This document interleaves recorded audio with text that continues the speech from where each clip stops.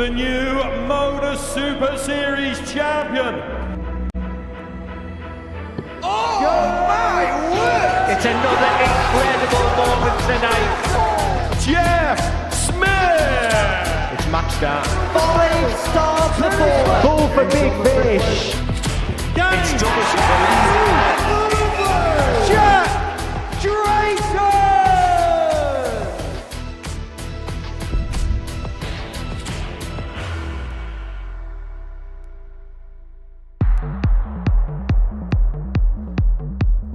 Scored a good couple of hours before.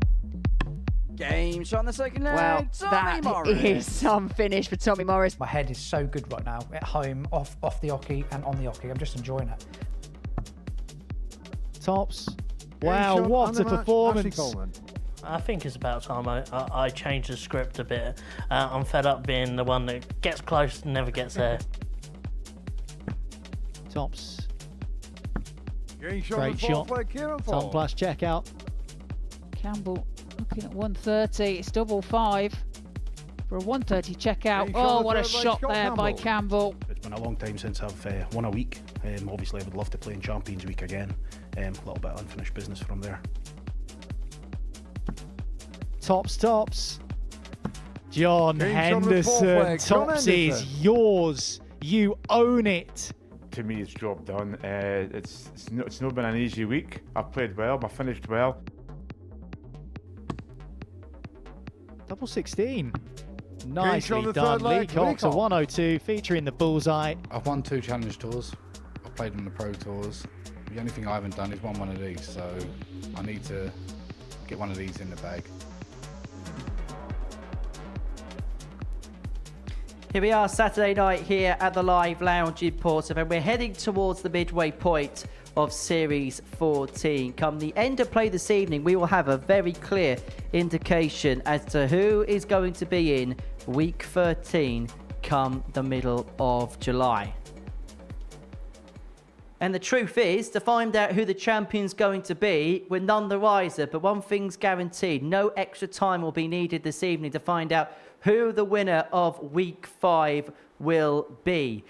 Gunning for glory is those including Tommy Morris, who ran riot in Group A. And we've got Laura Turner and Paul Nicholson, our terrific two, to join us here in the studio. And look, we were here at the beginning of the week watching Group A, watching Tommy Morris run riot in Group A. It was the best campaign that anybody's had in that particular group. And he's going to be a heavy favourite to go on and lift this title tonight. Yeah, rightly so, because as you've mentioned, you know, massive averages, massive finishes, huge checkout percentage for the entirety of Group A. He looked in really fine form. All the work he's been doing away from the Super Series, but it just seems to all come together this week. In terms of the 6 players that we've got here this evening, is it maybe barring the odd one here and there, as expected, a field? Yes and no. I think Steve Green's actually in the crowd tonight. He hasn't qualified for Saturday night, and I think that's quite a surprise, considering he was the runner-up in Series 13, losing out to Jack Drayton. I think that's going to be something we will talk about more in the future, but him not making it through over the last 5 days, he'll be very disappointed with that. So other players have taken advantage of that. So 6 players in action tonight, and this is what we're watching. Tommy the Gun fired through Group A this week with the greatest campaign of all time. He'll be hoping to continue his burst of brilliance into finals night. Into his 6th Saturday stint, Scott Campbell has never fallen short of the semi-finals. Seeking his 2nd weekly title, the Super Scot hopes to show what he's got. One of the most popular figures in the sport, John Henderson has impressed this week with some impeccable finishing. Will tonight be the night of the Highlander? 17 weekly appearances, but no silverware to show for it. Crafty Coxey hopes to change that tonight as he takes on his 6th Saturday showdown. Ashley Coleman is back into the weekly final following a rampant Group C campaign. A former weekly runner-up, the Prince of Darkness will hope to go all the way tonight. And Kieran Ford is into his 2nd successive finals night. He provided plenty of drama in Series 13. Can the youngster go all the way? One series on.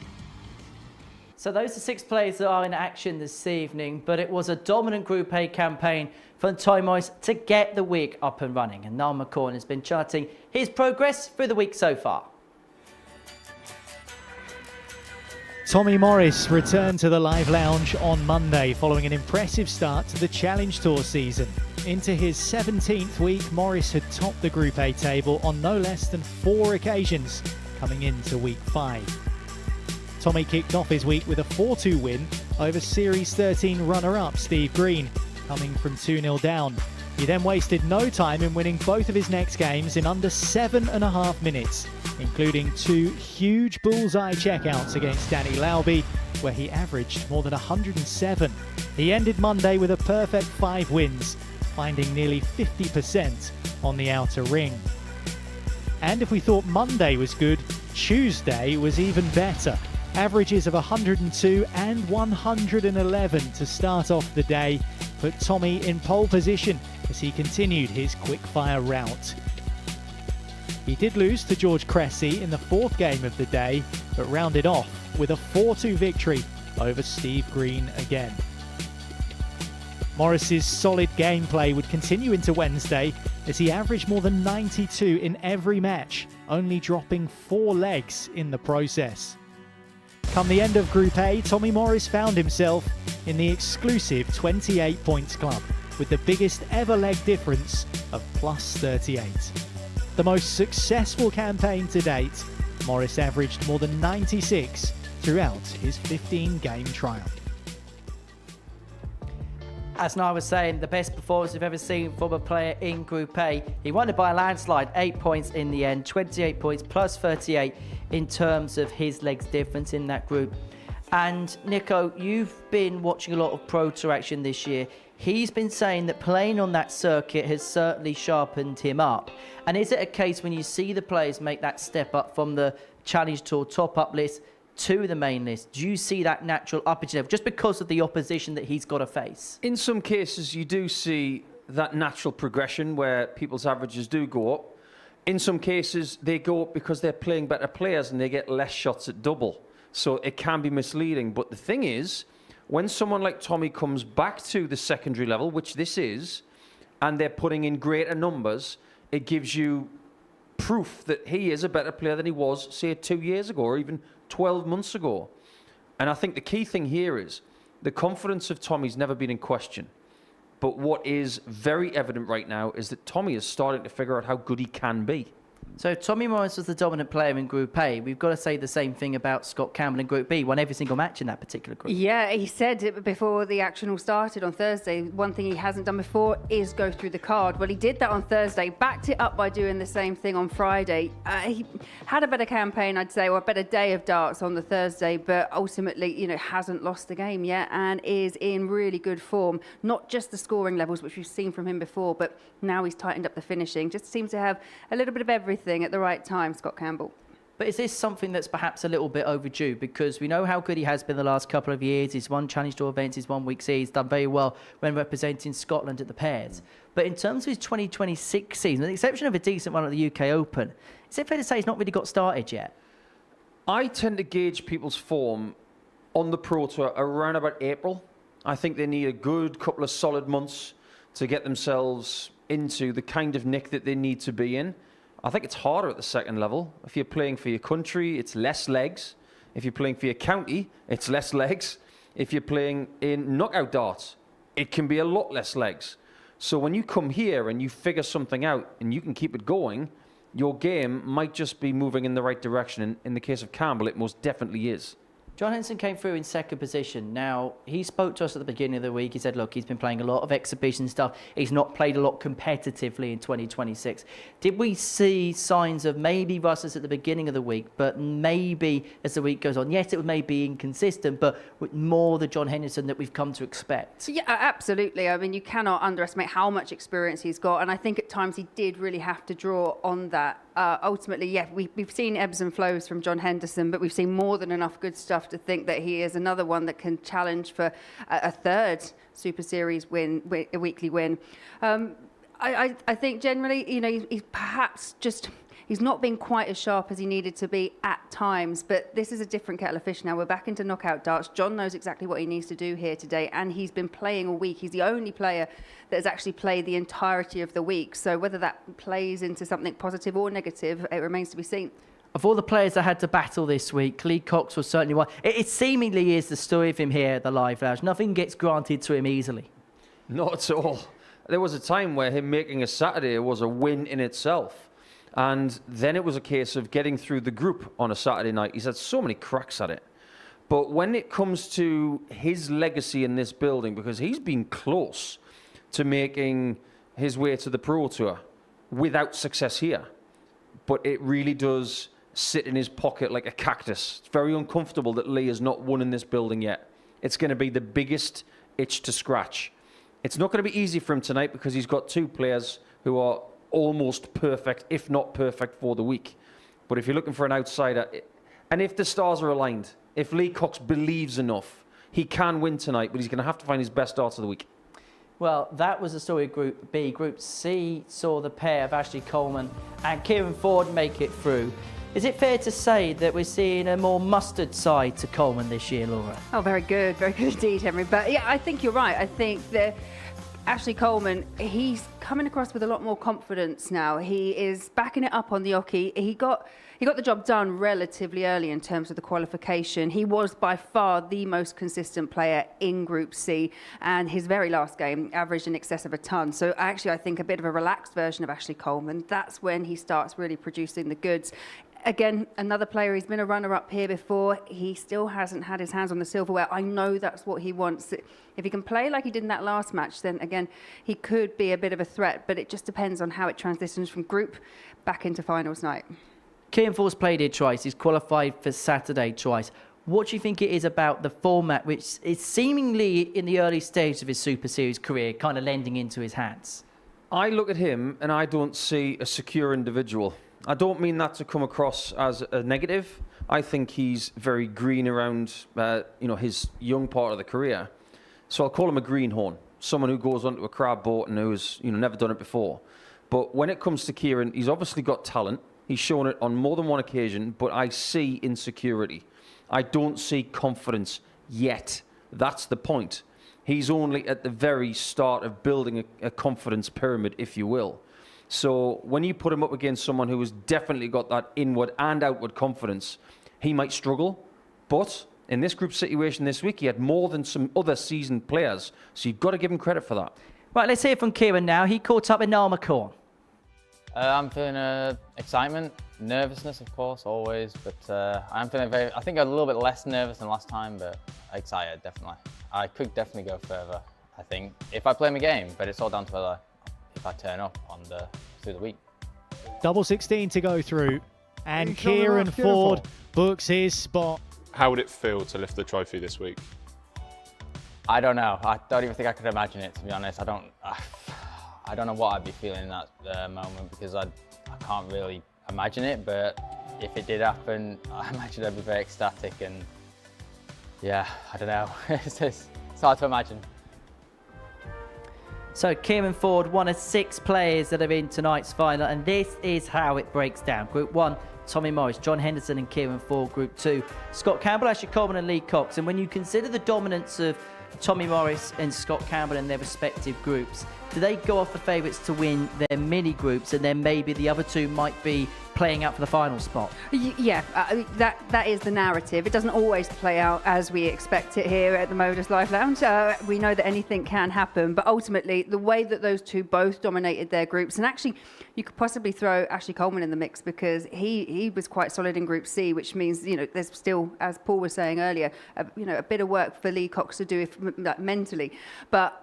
Yeah, ultimately, I see those two topping their groups. Is it Tommy Morris against the rest of the field? At least the bookies think that way anyway. I think that's what the opponents are going to be thinking, because Tommy's played so impressively this week that if you're going to find your way through him, you're going to have to find your best game of the week. I'm really interested in Lee Cox at 15-2, though. I am surprised to see him as the outsider. And if I were going to give anybody some advice ahead of tonight, it would be for Lee. It would be just go for it. Don't leave anything in the practice room. Get on that hockey and just give everything you've got. Because the last thing you want to do is leave the building knowing that you just left a few darts out there. Tommy should be favourite, but he's not done it before. Others have. Is this the type of night where somebody could go under the radar? And if so, who could be the one? Absolutely. I mean, For me, I think it's between the three that top their group, just based on what we've seen tonight. But I mean, how can you not consider John Henderson? He's done it twice here before. He's got so much experience as well. And like Paul said, you've got Kieran Ford and Lee Cox at the base of that table. If they can believe and they can bring their best game, anything can happen in such a short course format. So that is the story of the night here at the Live Lounge in Portsmouth. A night where a champion is going to be crowned. But the question is, we ain't got a clue who. Well, we're going to kick off with the gun, Tommy Morris, who's looking for his biggest ever success. Where does that sound familiar? He takes on Kieran Ford in the opening match of the session. And earlier on this evening, I caught up with the Dorset man. Tommy, superb Group 8 for yourself. In terms of actually what we've seen here, it's the best we've statistically seen. And in terms of how you played, that was pretty much grade A stuff, wasn't it? Yeah, I mean, like I said in every interview with you, I'm just so comfortable outside of the game. When I'm coming in, there's no fear. And I feel I've got more gears than that, I know I can play much better than what I've done this week. And it's just doing it when it matters, And this week I sort of put my sort of foot in the door and showed people what I can do. And there is extra gears in my head. So hopefully going forward, after this, I mean, I want my card. That's my next goal. I've ticked everything I want off this year already. So for me to win tonight, it'd be great. I've come here 11 times now, and it's bugging me a little bit, but I know I'm more than capable. It's just riding me luck and hopefully getting there. Does it also bug you a little bit that when we speak about you, it's in terms of the challenge, so you're doing well, but it's runners up. When we talk about you here, it's runners up. Does it kind of have a bit of a weight on the shoulders a little bit that you're doing well, but there's not yet a trophy to show for it? Exactly that. I mean, like I said, I've only been playing properly since lockdown. So like 5-6 years competitively, good darts. And it's timing. It's like everything. My standards, I feel in my head's perfect. I know I got to push the extra gear, and I'm learning still. You always learn this game, and to accept the loss and keep going. And if you can lose graciously, you'll always be a winner. In my head, I am. So going forward, if I can win tonight, it sort of definitely tick off the list for me. I wish you all the best, Tommy. Good luck out there. Cheers, Henry. Thank you. Well, Tommy Morris gets tonight's action underway here at the Live Lounge in Portsmouth. He takes on Kieran Ford. It's the opening match of the night. And in the commentary box for it, it is Laura Turner. And a very good evening once again to Paul Nicholson. It is a very fine evening here on the south coast of England, and it could be a very fine evening for one of the dart players that we've got for you live on Pluto TV tonight, because we do have Kieran Ford again on a Saturday night, the second time in successive series. So 2026 for him is moving in the right direction, as it is for Tommy at the age of 33 now from Poole and Dorset. They're famous for their speedway. He's a speedster, as he's looking for his first weekly title. He was close in Series 13, where he lost to Kiana van Velzen early in the series. And he's had to wait about 4 months for another chance to get that elusive medal. And here tonight, he has a chance for redemption. He will start this first game of the night as a big favourite, considering how he's played this week in comparison to his opponent from Sheffield. And speaking of Yorkshire, Paul Hinks is gracing us with his presence once again. It's a very good evening to Laura Turner here in the commentary box, overseeing 9 games of darts tonight. We start with Morris against Ford. Ladies and gentlemen, first leg, Tommy to throw and Tommy first. will Game fancy on. getting off to a very hot start here, Laura.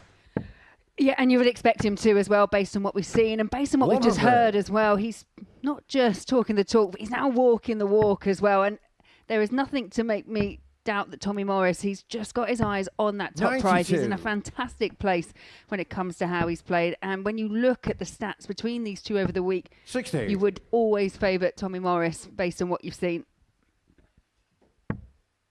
Which statistic would you like to start with? Well, he's had the highest average of the week, 111.33. He's had overall, I think, for 15 games, averaging in excess of 96. But the 47% checkout percentage, that was the one for me, because for Kieran, the one thing that we were saying when he was in Group C was there were key moments where he missed essential doubles, and his checkout percentage down at 27%. 100. Tony Carr, it just feels like a bit of a golf in terms of what we've seen. Well, Morris is starting 65. extremely quick, as he always does. And he's on 96 after 12 here, which is a very tidy start. He's got his first maximum in this first leg of the night. Blink and you'll miss him. 64. But Ford does have a Jimmy long-range Calvin, chance here. Did have a 54. ton plus checkout in his Group C campaign. This would surpass that, but can't get the combination underway. Ford has to be careful here as well, 60. because this is their first Dominic meeting. 32. It is so easy to get wrapped up in Tommy Morris's pace. Getting shot the first leg. Might Tommy Morris. already be happening. That's a steady start from Tommy, a 17 Second darter. leg Kieran to throw first. And I think you're Game right, on. Laura. I think there were signs in that first leg that Ford is being swept up in the Tommy Morris tornado. 100. Yeah, and we have seen some really good things. And actually, the one thing from Ford that I was really impressed with, I mentioned the fact that he 139. looked slightly nervous, slightly anxious going into that final day's play. He looked so... you could just see how much desire and want he had to be here on finals night. 125. But when things got really tough, he produced two of his best games to make sure that he was here on finals 45. night. Let's face it, if you're from Yorkshire and you can play decent darts, you are following a rather serious lineage of about 60 years. 43. For most Yorkshire players, it's in their blood. 100. That's for Tommy. I think he's in that realm of dart player right now. I'm going to compare him to Luke Woodhouse. In 2026, 63. he doesn't want to win. I think he needs to. I think he needs this victory to move on to the next level. 95.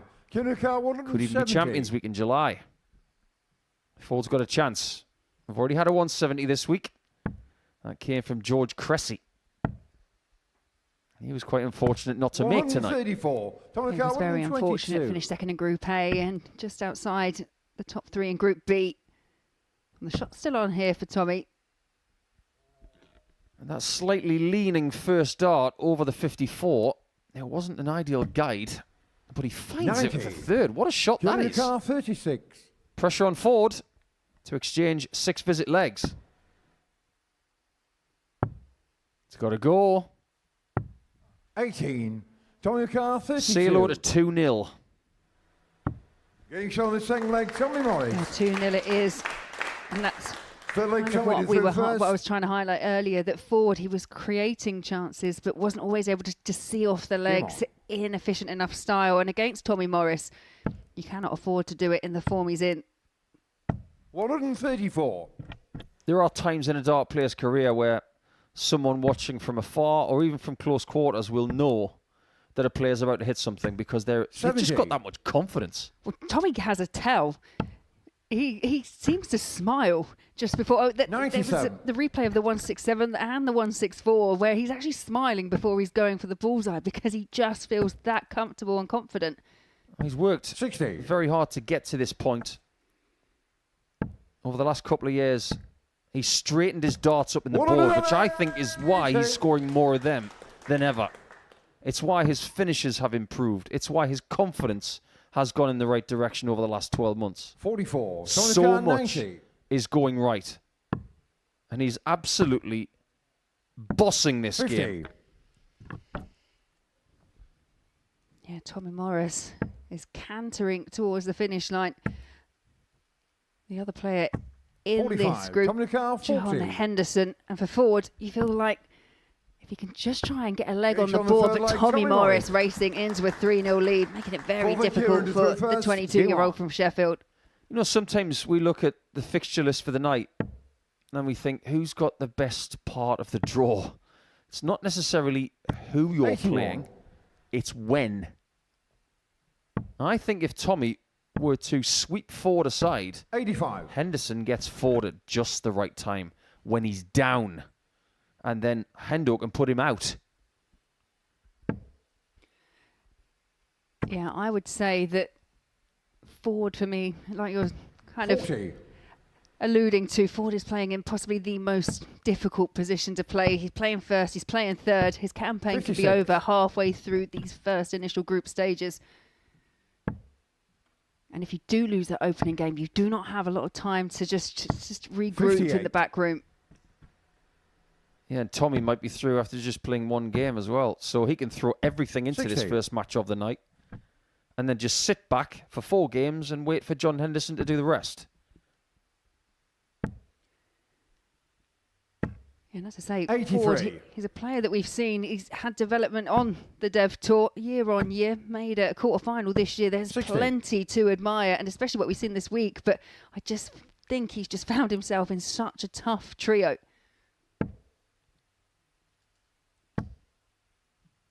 If you want to get better, you've got to play better players. 100. Just ask Tommy.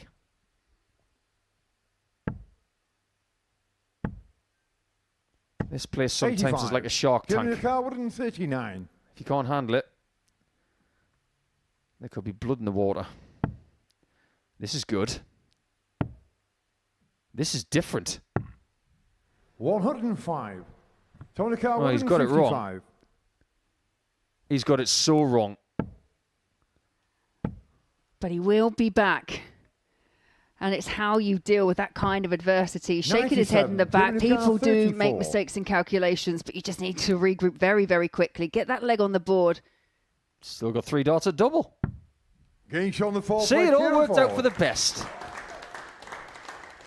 5th leg Tommy to throw first. Game on. He's still shaking his head, but the important thing was the double went in regardless. You mentioned that 47. Tommy's the smiler. Who's smiling now? That was the reaction to leaving 34, not 24. In a weird way, sometimes that can relieve 55. some inner pressure. It can make you feel a little bit lighter. It can make you feel like you're not putting too much pressure on yourself all of a sudden. 137. But it is the other question that I've got for Tommy, in so much as, yes, he's been playing well. He's dominated Group A, as we've mentioned previously. But how much does he really want this 96. title? We've seen how disappointed he was when he was runner-up to Keanu Van Velzen in the last series. It's sometimes you can want something just that little 59. bit too much. Oh, yeah. It's like Christmas, this place.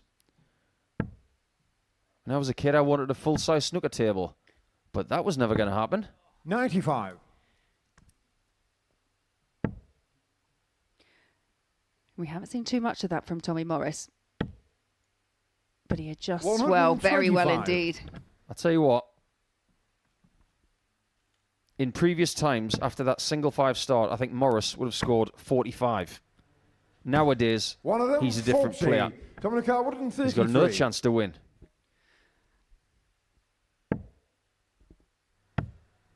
But you have to give full credit here to Ford because barring one leg, he's managed to get down to a finish on every single other one. 77. And you don't know how Dominic Carr important 150. the one leg he's picked up might prove to be as this group progresses. Might get another one. If he is going to get another one, 99. he's Dominic going to Carr, need 56. missed match darts from Morris.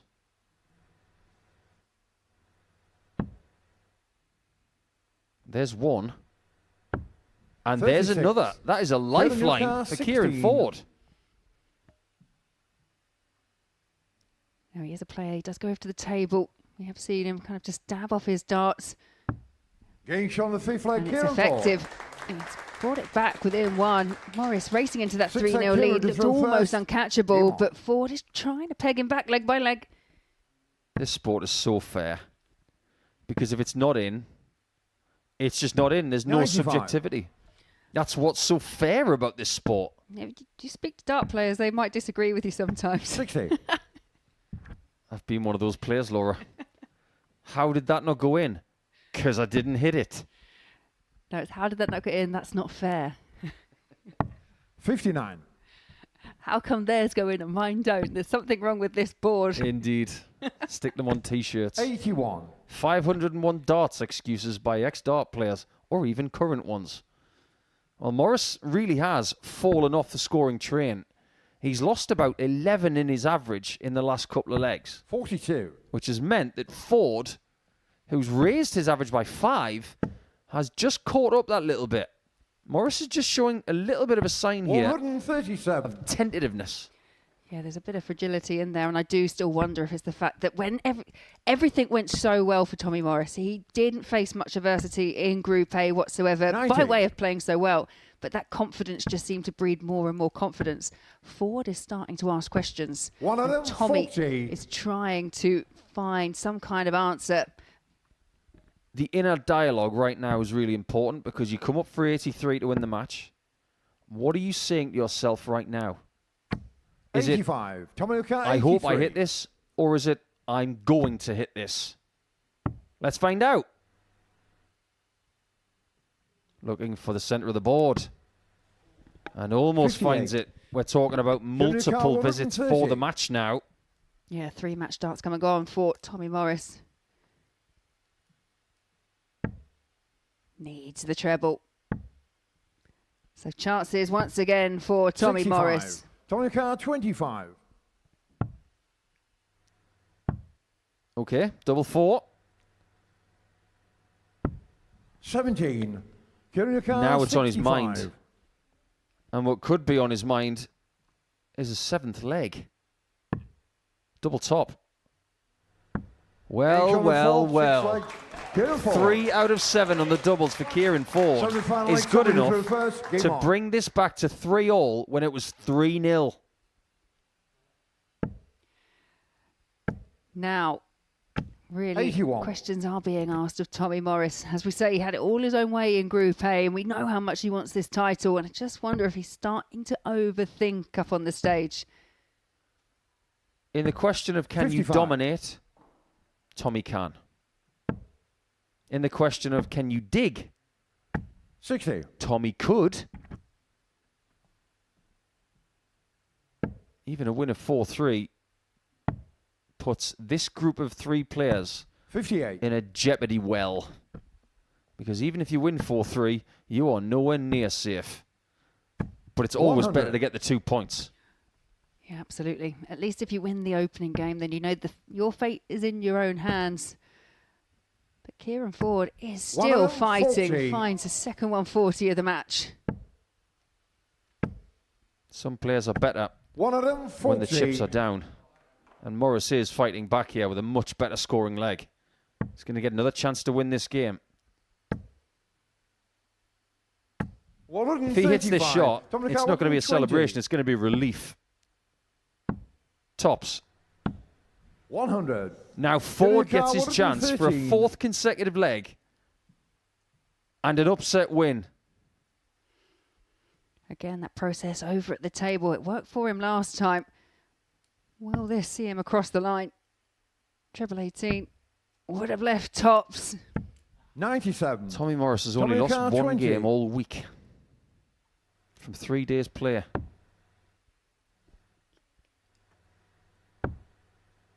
This is the hardest of the bunch. How this goes in, maybe only scientists know. That was so hard. 16. And Ford is now on the cusp of getting the 2 points for himself. His first match darts come from 3-0 down.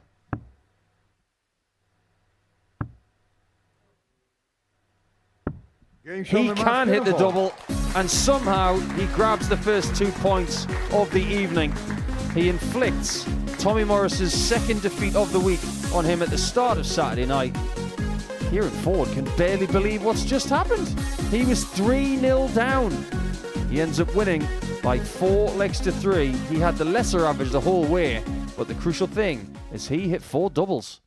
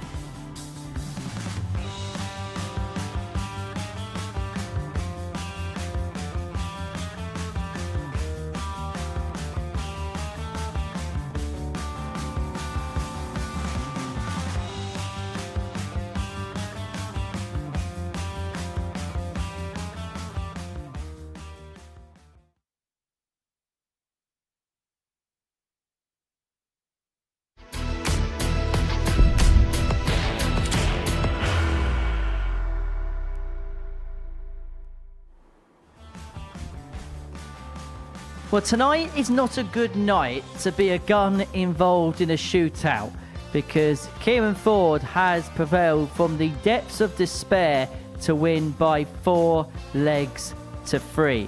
So Kieran Ford gets the night off with success for Tommy Morris, only his second defeat of the week, but it has come at the worst possible time. Work for him to do in his second match of the night. So the evening up and running, and it is Kieran Ford, our first winner.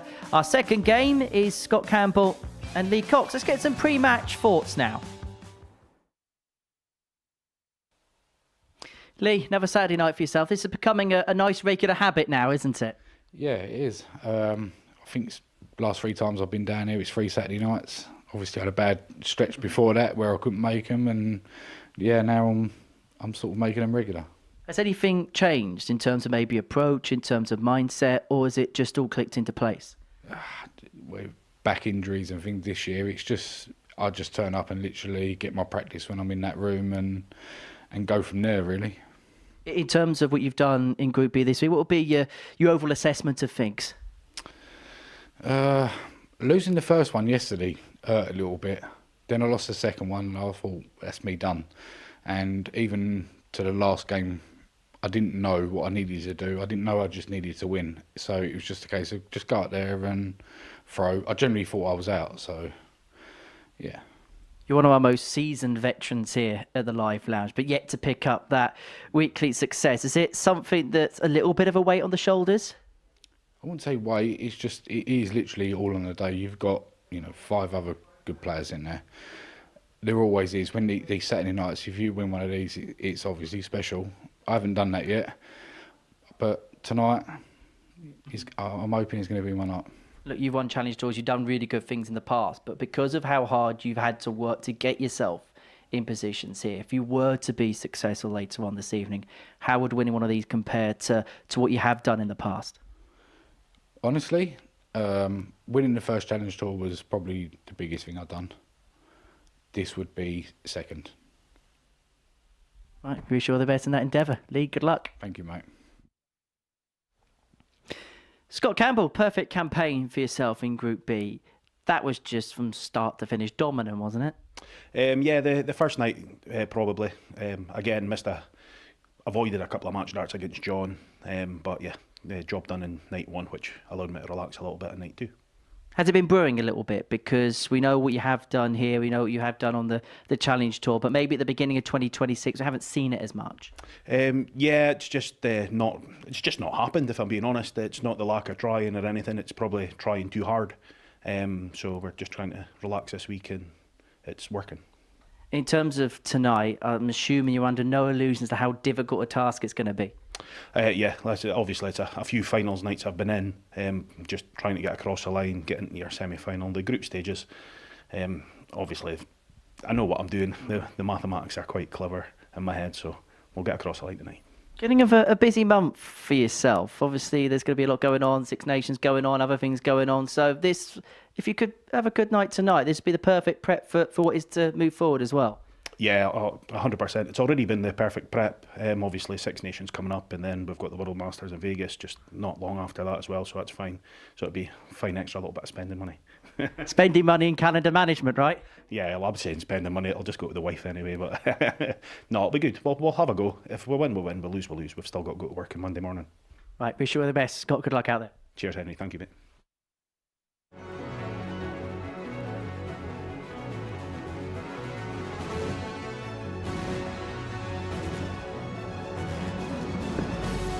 Scott is red hot. Scott Campbell. But it isn't. Game on. Scott Campbell first to the hockey. And kicks off with a maximum. Well, that is absolutely incredible. Treble 20. It's Scott Campbell, the brave. And the Series 10, Week 6, Modus Super Series champion. An incredible moment for Scott Campbell.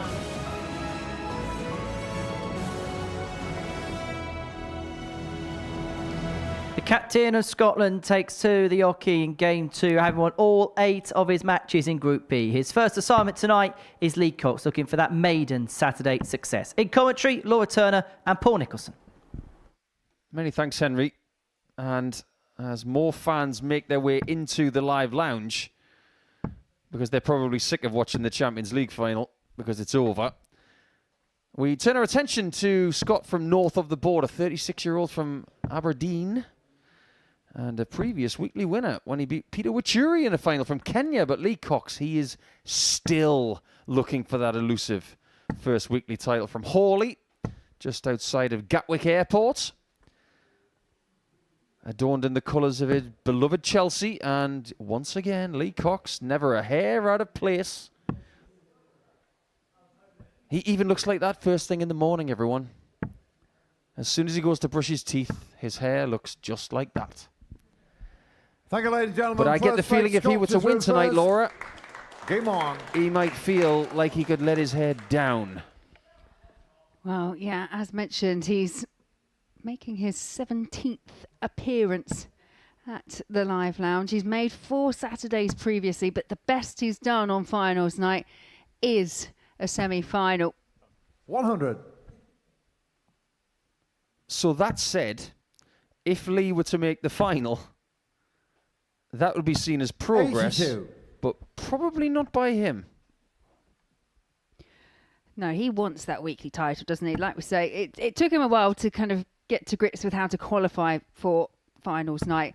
Let's be honest, it was by the skin of his teeth that he 100. made it through. It was such a tight group, went right down to the last game for Lee Cox, to the point that, as he mentioned in his interview with Henry, he didn't actually know that he'd got through. I had a chat 44. with him afterwards, and he was absolutely elated at the news. But I don't know if that's always sometimes a better thing to not know and just go for the win. Ignorance is bliss. Knowledge is power. 97. Since you and I are going to clash here.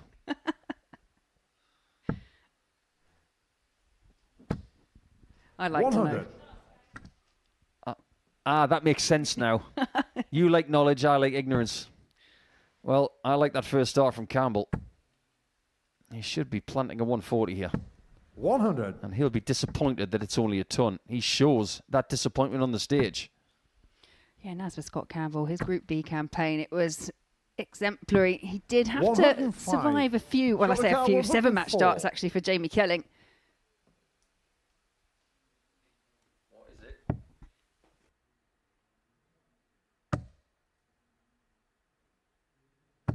80.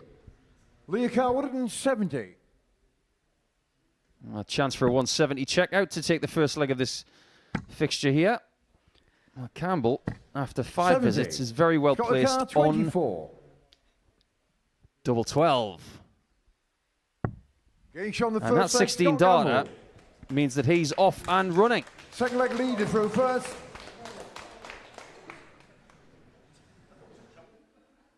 Game on. Well, they are giggling about something, and I'm going to leave that up to social media to have a chat about that one. How about you, Laura? Yeah, no comment. Not sure what was happening up there, but it's been rectified now. 45. Well, Campbell hasn't lost a game this week. That is something we can't ignore because in the past we have seen Derek Coulson, Bo Greaves and Archie Self win all of their games in Group B and then go on to win the 4 games on the 28. Saturday night as well. So there is a precedent, a very recent one, that you can win 4 games on Thursday, 4 games on Friday and 4 games on Saturday. Well, that is the goal for Scott Campbell. Scott Campbell has previously won a week here back in 140. Series 10.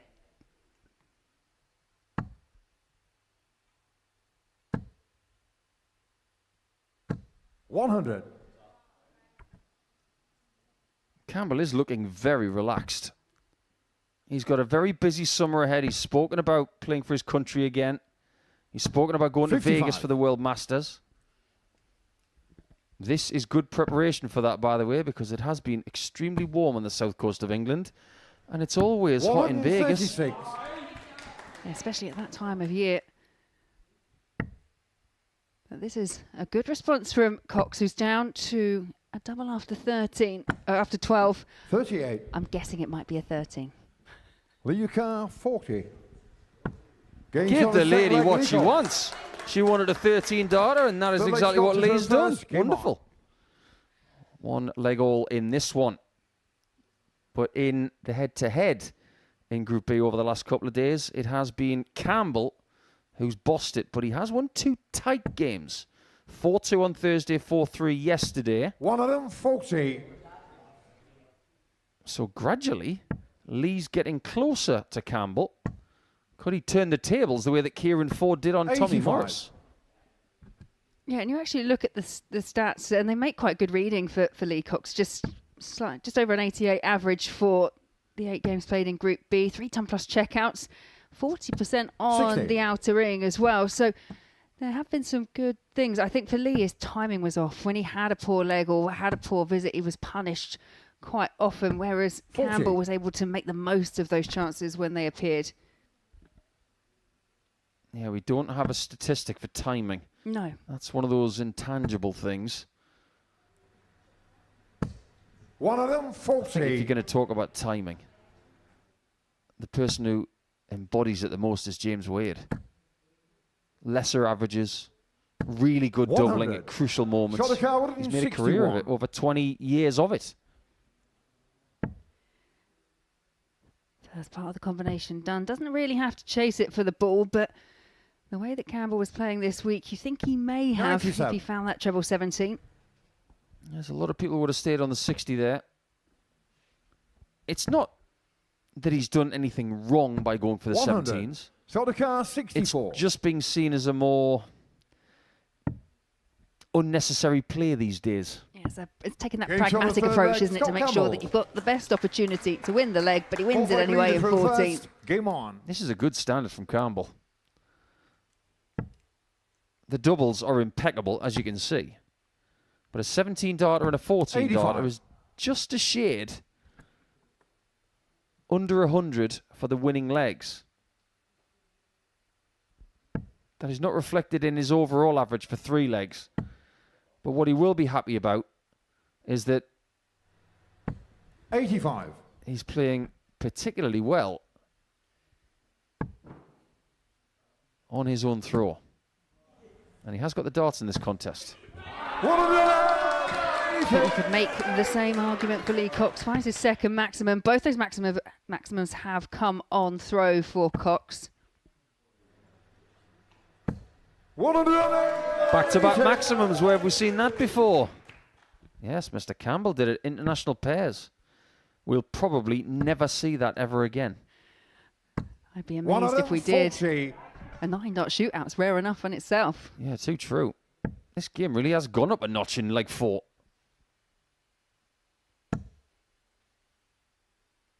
That's a 100. lovely For your car, ton. 96.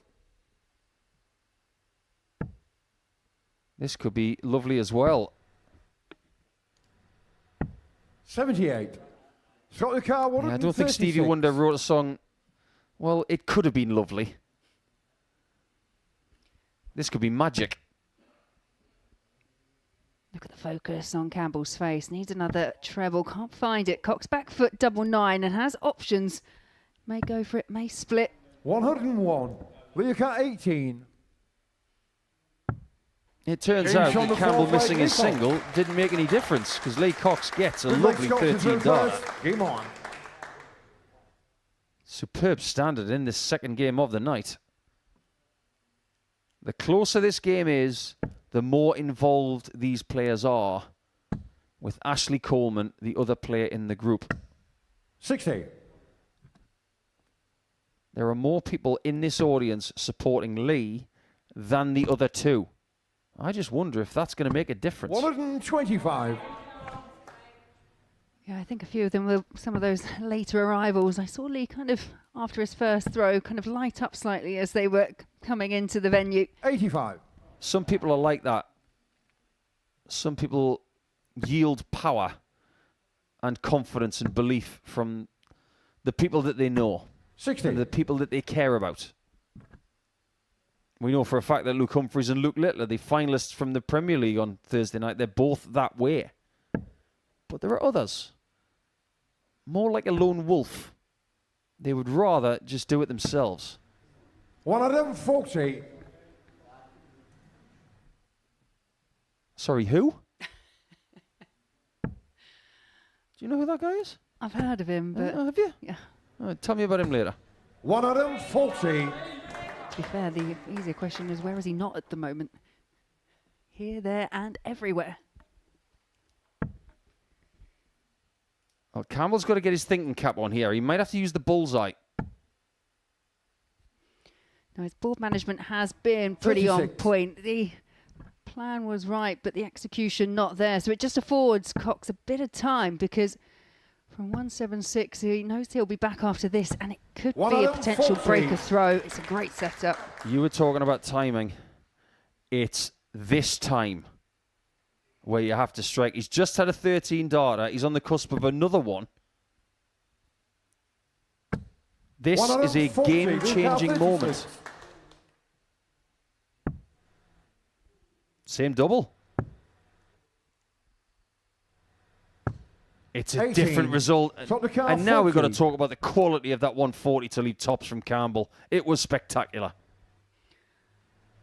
Well, I was just reminding Lee that if he missed, he was right behind him, and that should be a really good guide for Campbell.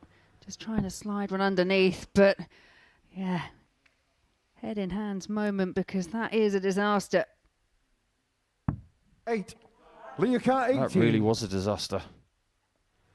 Second chance. Gain shot of three He flag doesn't lead. need a third. He has got a 3-2 lead now. 6 flag lead. Lee is Cox reversed. hits the Game front. on. Apparently everything's going against the form book tonight. The form book has spent too much time in the sun. It's been incinerated. Yeah, and that's the thing. We can only look at the stats and what we've seen throughout the week as a guide, but you can't plan for live sport. That's why we love it so much. Anything can happen on the night.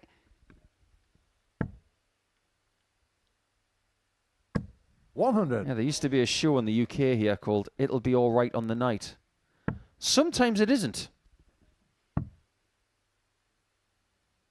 58. Yeah, and if this does go the way of Lee Cox, then a bit like Tommy Morris in the opening match, Scott Campbell is facing his first real bit of adversity this week. Scott Campbell, just a reminder, that did not lose a game in Group B. He's got Coleman in game 6 of the night, and by then Lee Cox could be through. 99. That's okay. He's 2 trebles in front. That's not a bad position to be in. I can think of worse positions. 2 trebles behind. 100. However, Campbell 164. takes your 2 trebles and raises it by 1. It's a real back and forth between these two. Campbell with an opportunity 60. to break straight Scott back Carr to would have been force a 21. last leg decider. This game has got swings. This is not a playground either.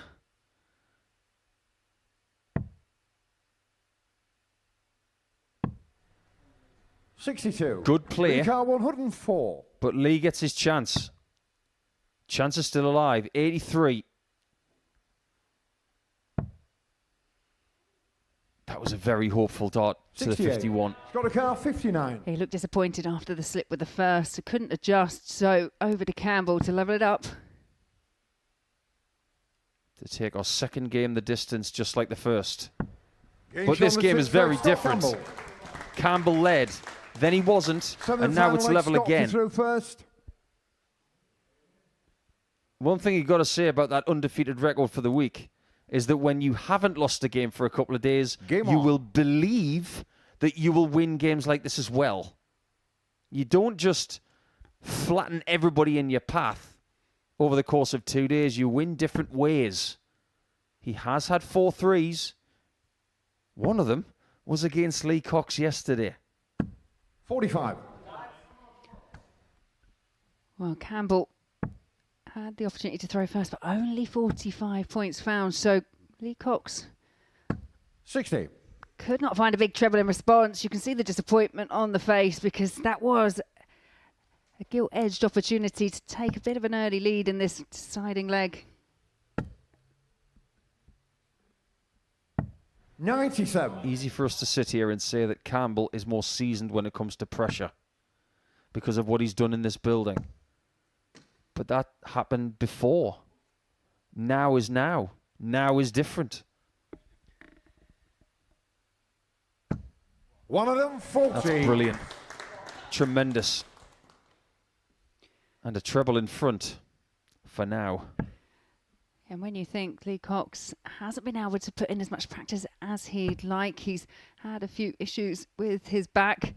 Doing most of his practicing when he got here, kind of relearning on the job, so to speak. Yeah, darts is not like riding a bike. 90. You can still do it, but if you've had time off, it'll take time to get back to where you were. Still advantage Campbell. He's got to go back upstairs. Yeah, and he knows it.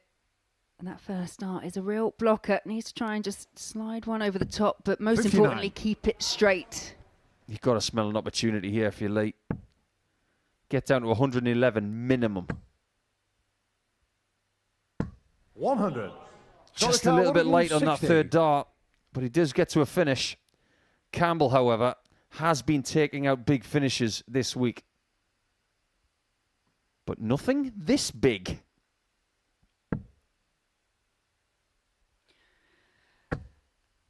And the wait will continue for Campbell because Cox, 111 points separates him and 100. a 4-3 win. Lee Car 111. That treble could be crucial. It's Lee's job to make it moot, which he can't. 97. Scott Car 60. It really doesn't matter that he's left 7-7 because the destiny of this game is not up to him. It's up to the captain of Scotland, who's looking for his 9th consecutive win this week.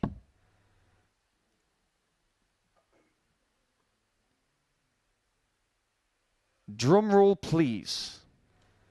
10. 40. Keep the drums rolling. 14. Now it is a point that Lee has left 7-7. You chose it.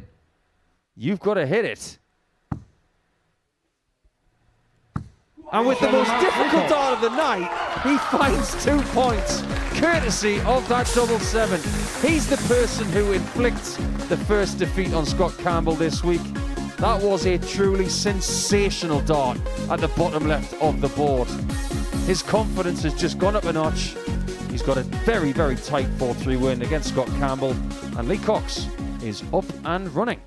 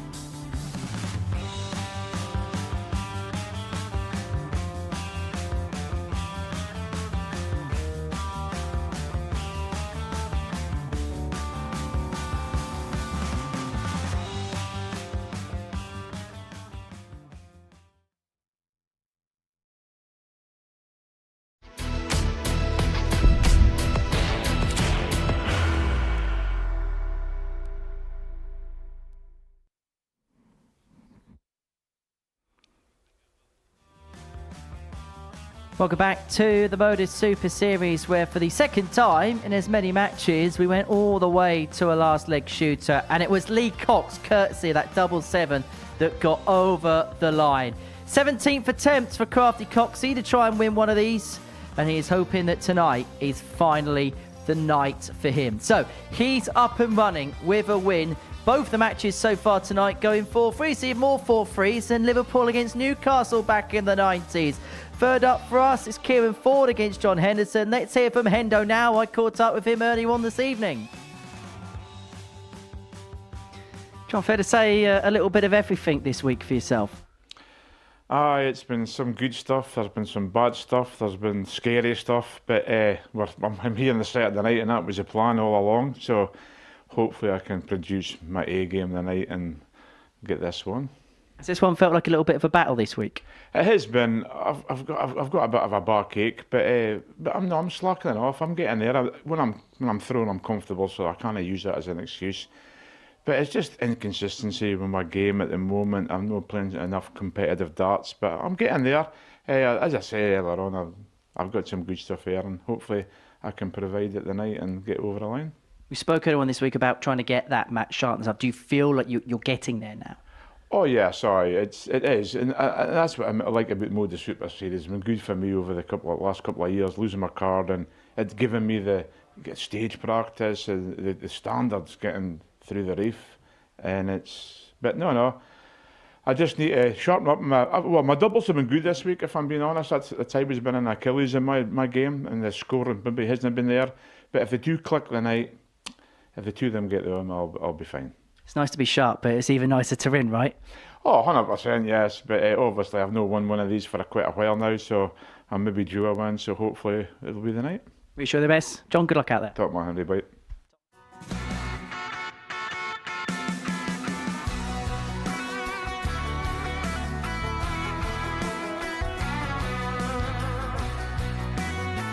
Endo in 6 from here.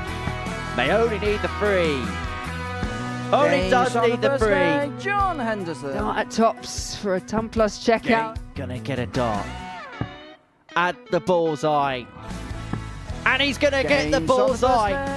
They said 1 treble, but it's tops for a 114. It's beautifully taken for John Henderson. And that is it.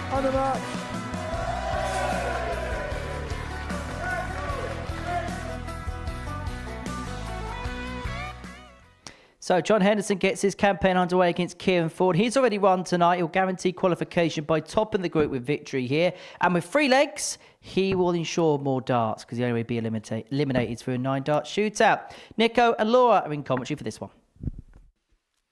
Fascinating times. And we're not at Ridgemont High, but we are at the Live Lounge. But this is a really, really big game for Kieran Ford. Not only is he taking on the former World Senior Champion and a former PDC World Cup winner and the legend that is John Henderson, but he's taking on a player to guarantee his spot into the semi-finals. Could be breaking new ground if he can take out Hendo. He might even have done enough already. But if you get the 2 points in the first game of the night, your attention really does turn to let's do it again. Let's get the darts in the semis. It doesn't matter who you play. This is what he's got to do. He's got to win to qualify. And that's before we have the Henderson against Morris game. If John wants to get through, he's going to have to flatten his opponent by 4 legs to 0 or 4 legs to 1. Courtesy of the leg difference that is tight already in this group. Game on. First meeting of the week because John has played in every group that did not include Kieran Ford. And like Laura mentioned at the top of the show, John is the only person here tonight who has played 2 groups this whole week. And he's the oldest player. Yeah, and that can go one of 2 ways. That can mean that he still feels very adept to the stage as he kicks off with a maximum. That was incredibly rude of John to make you change your sentence right in the middle. Forgive him as it's a maximum. 100. But it can actually lead to fatigue, was where I was going to go for it. But so far, so good. First 3 darts is a max. Well, John is a marathon man when it comes to the Modus Super Series. There was a time 59. he came here off the back of a Challenge Tour weekend, his first Challenge Tour weekend. And then he would continue to play 2 weeks of Modus Super Series 43. action. And anybody who's known John for a long time has never seen him so tired. He really did put himself through the ringer. He got the weekly title. He could not win the series. But it 56. had to do with fatigue because he was flat. So this should be a bit of a breeze in the Yeah, 1 week. it's just a week. It's just 6 days. Obviously, the kind of more svelte version of John Henderson as well, looking really fit 31. and healthy. Yeah, happy and firing John Henderson is everybody's friend, apart from maybe Kieran's and possibly Tommy Morris. 100. But I think Kieran proved, write him off at your peril because he was looking down and out at 3-0 behind in his opening match against Tommy Morris. And you have to give him full credit. Dug in for a couple of legs 95. and then John Car 106. managed to get across the line in a last leg decider.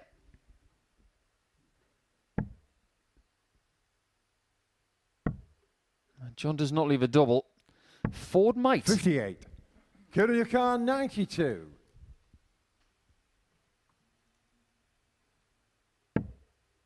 Now where do you go?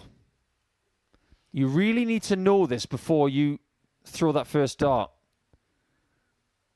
And it looked 60. to us like John he had Car 48. 2 choices. He wasn't sure what to do. Yeah, I thought there was a little glance towards the double 18. And John has spent so much time on tops in his career. He never gets bored of hitting it. He's 1-0 up. Game on. Well, I have to say, he spent so much time hitting tops this week to the point that a confident John Henderson on Thursday night, 80 left, 2 darts in hand, decided to go tops. That is very un-John Henderson-like, but he said he just felt so comfortable with the target that he thought he had more chance of hitting that than going treble 20 double 10. Who's he been hanging around with? 52. Reece Robinson? Well, funnily enough, Reece Robinson is a former Week 5 champion in Series 10. It's a long, illustrious list of people who have won Week 5 before. 140. Steve West has won it twice. Show off. Is it easier to just find out maybe which weeks Neil Duff and Steve West hasn't won? Yeah, Neil Duff has won Week 5 in Series 8. Yeah.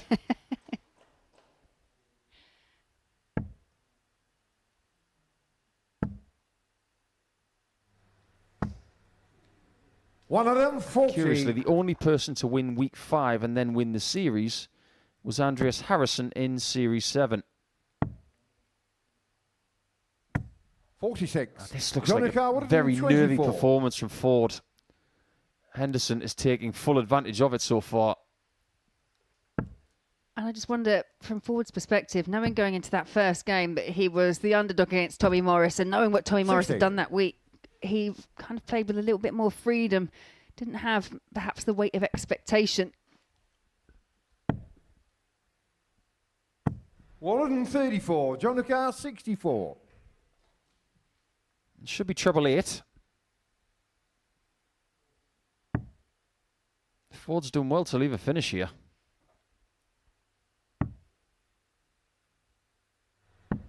On the second But when leg, it comes to John that, is there anybody at this level Third that leg is here better in at the tops first. than Game Hendo on. when he's firing?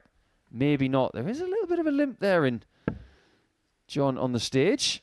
He has suffered with his back so far this week. He has 100. To the point, I think there was one day where Paul Hinks was actually picking up his dart for him because it was just a little bit sore. The cure for a bad back has always been the same since the dawning of time. Lie flat on the floor. 55. Knees up to the ceiling and just keep that back nice and straight and let it breathe. Just depends on how long you can stay there and if you can get up. Well, that's what we're asking about Kieran. Can he get off the floor again? Because he was down. He was almost out in the first game of the night. But even at 3-0 down, he was able to win. Yeah, it was a sensational comeback from a 22-year-old. 100. And this is a much better leg.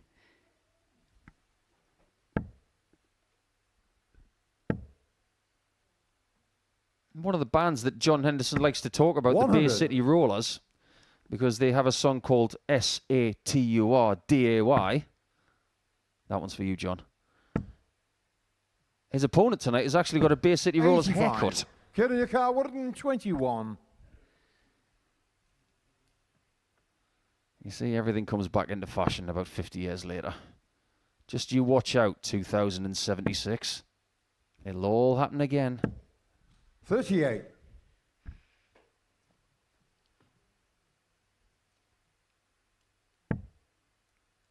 Tell you what, if you do look at Ford in the background, he is a scatter cat, isn't he? He can't stand still. No, he's got this whole process, I think, just to focus him. Goes over to that table when he walks back. At one point has a drink, and the next point may just wipe down his darts. But now he's looking at ball for his 58. first leg. It's a good effort. John Car, 81. That 180 from Henderson may just change this leg. Now what do you do? If you want to leave tops, it's double 17.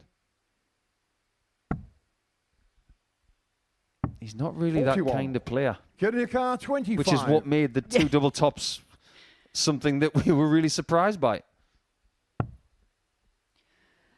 Double 8. Game It was on the kind first to leg, Ford in the careful. first match, and it's kind in the Fourth leg, John second. is through first. Game on. He wants to get back to the table so much he's running towards it. Well, one theme of this week, especially because of the weather outside, because of the nature of the building that we play in, that ultimately it has 100. been rather warm up on the stage at times. All the players, obviously, they're aware, they're all in the same circumstances. But for Ford, he has been one of those players that wipes his darts down, as does Scott Campbell. 58. Yeah, and Ford has this very languid style. He's not very tall. 60. He's a bit of a fidget spinner player. It's the nervous energy. Yeah. I like it. He's also left eye dominant because the dart is coming back to his 96. left eye, which makes things more difficult for him. He has to work in diagonal lines as opposed to straight lines when it comes to throwing darts. And obviously, 59. because of the view that we get, we can see that. But I do wonder how many people actually know that, because I know people pointed out things about my throw after they'd see me at that kind of front-on angle that I had no idea about. 92. That's the second time he's pulled the dart drastically to the left.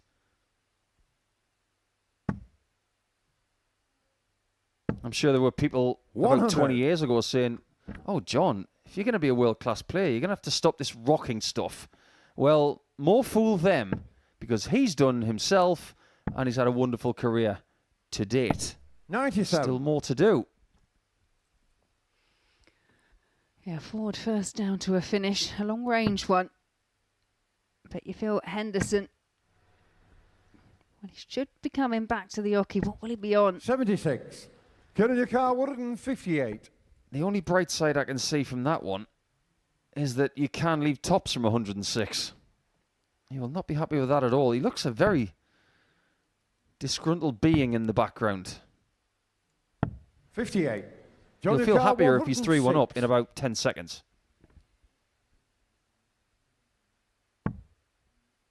It's not going to be tops. But it could be double 16. 90. Kid in your car, 100. Second missed at the outer ring for John Henderson. Now Ford has options. Who's going tops, tops. 60. Just John fell Car, short. 16. Well, this time he knew exactly what he was doing, had plan A not been executed. I'll give him credit for that. But this time, Henderson's got 3 in hand for a 3-1 lead. Game shot on the fourth leg. John He doesn't Henderson. mind that. Fifth leg, Kieran to throw first. Game on. Remember what we said at the start of the game. If Henderson wins 4-0 63. or 4-1, he gets through. So this is effectively, for automatic qualification, for John Henderson, a one-leg shootout. 45. And if you come to a Saturday night enough, like he has, like Campbell has, be prepared to be in lots of one-leg shootouts. 140. Yeah, they're very much par for the course.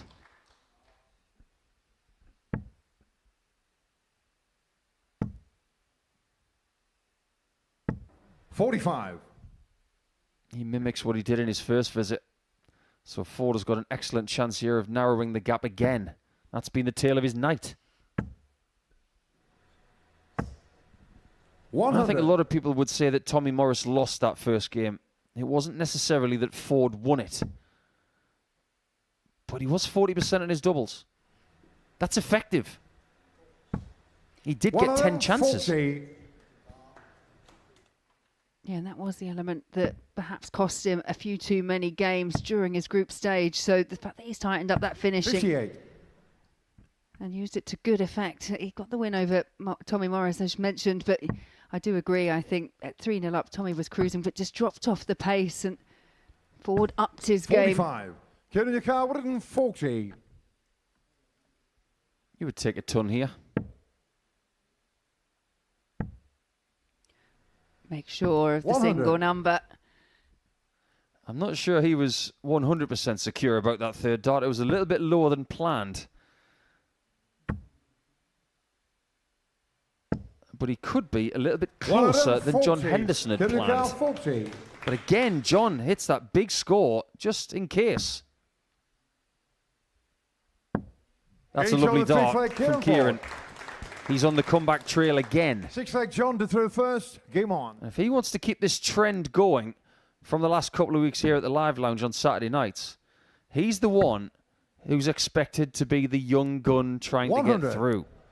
Because Henry Coates, what a campaign that was 2 weeks ago. 16 legs won, 4 legs lost. Incredible domination.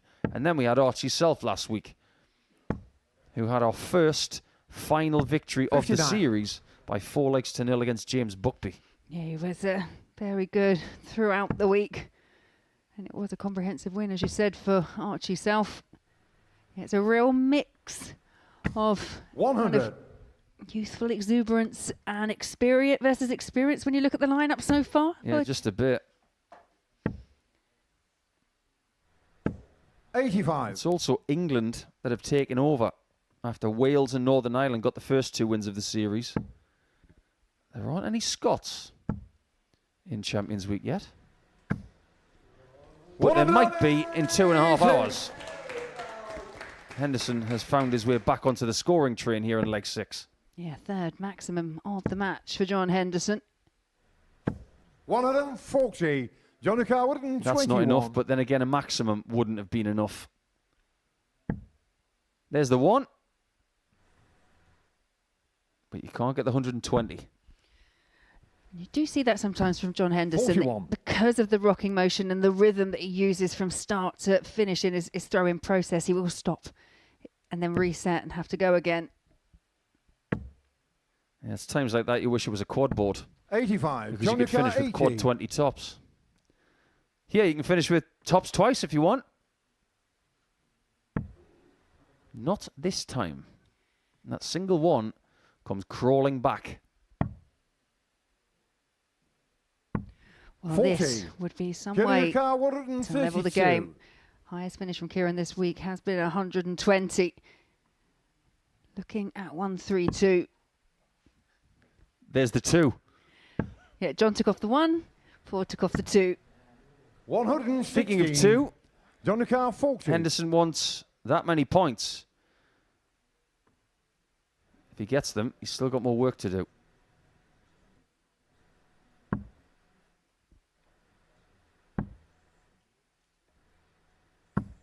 No score. He went for the first marker 16. and just missed out. How many lives has Kieran Ford brought with him to the Live Lounge tonight? Because he's playing like a cat.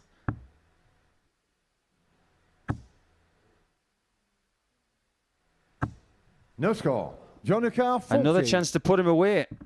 And he will be left in the lap of the gods if Henderson takes out tops. That's what Hendo does.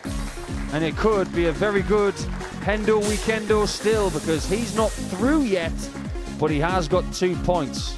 It's going to be pretty complicated when Tommy Morris comes back to play Henderson in game number 5. And Kieran Ford, after that 4-2 loss, well, we'll give you the permutations when we come back after the break.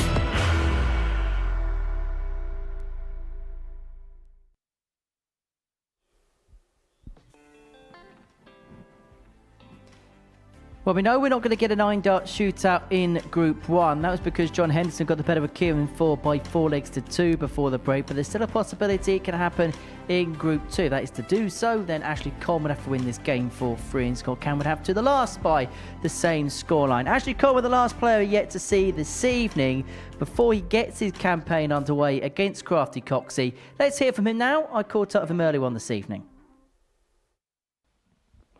Ashley, another good week for yourself here at the Super Series, another Saturday night for yourself. What would be your overall assessment as to what you did in Group C? Solid, just consistently solid. Is it something that you're finding a little bit more regularly now, that consistency? Because I remember when we first saw you here at the Super Series, you had some good averages, but then maybe it was mixed up with some stuff that you weren't quite happy with. Do you feel like you're finding that top level a little bit more regularly now? Yeah, my top level, or my bottom level, I should say, is a bit more higher than I first started here. Eight attempts ago. So this is my 8th time here. So yeah, we're going to push it to the limit. Does it feel like the process is paying off for yourself? Oh, definitely. It just proves that anyone from any walks of life can turn into a supreme player if they put the work in. And what's kind of clicked, particularly in 2026, because you're not just doing it here, you're doing it elsewhere. We've seen some good results from yourself on the Challenge Tour, for example. Has anything kind of changed, or has anything kind of clicked into place to make you the player that you have been this year? I think it was a realisation moment. I work as a powder coater, as some people may know, and I was at work one day and I swore to myself, I'm not going to swear here, but I said that basically, why am I here? Why am I doing this to myself when I know I've got the talent to push myself to be where Luke Littler is, where the Van Goghens are? So, right, now let's play the game properly. And ever since then, I've been able to pick my game up, more focus, actually channeled myself into the game more. You've lost one of these finals before. How much would you like to go and win that trophy for the first time tonight? Oh, it'd be great, but there's listen, everyone's been here all week, has played amazing, so there's 5 guys in there that are quite capable, more than capable of winning that trophy. So if it's me at the end of the night, great. If not, I'm going to give it everything I've got. We wish you all the very best. Ashley, good luck out there. Thank you. And I think I've settled into the stage now. I'm going into comps now and I feel like I'm going to win them instead of feeling like, I might get through a few rounds. I want to do what no one's done in here. Let's see what we can do this week. Can wrap things up. That was mustard. Oh. Shimmies across, fires it in, 2-0. Tripples across, and once again, and it does go. It didn't look likely, but he found the bullseye.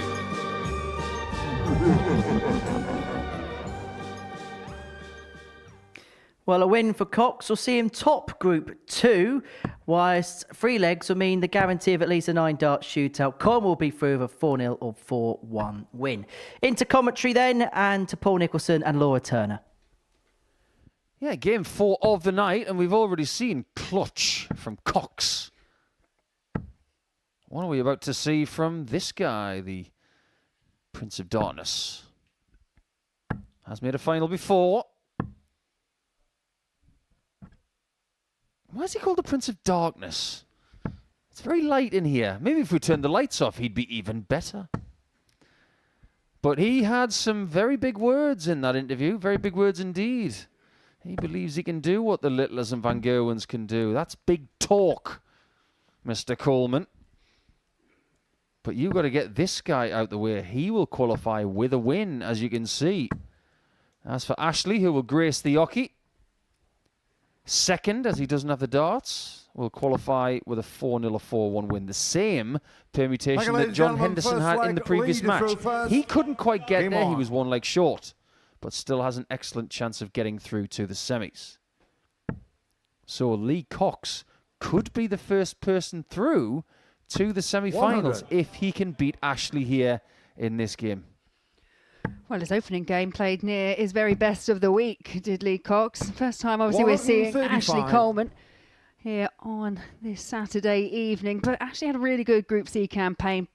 Polished it off with a ton plus average, his best for the week. 58. Interesting lineup. I mean, I'm looking at this. Scott Campbell, Lee Cox and Ashley Coleman. I don't think we should call it Group 2. I think we should call it Group C. 140.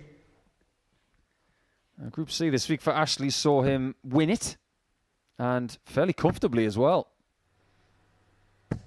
140. Sometimes we sit here and say, were they the best player in the group? Well, we know that Ashley was in Group C.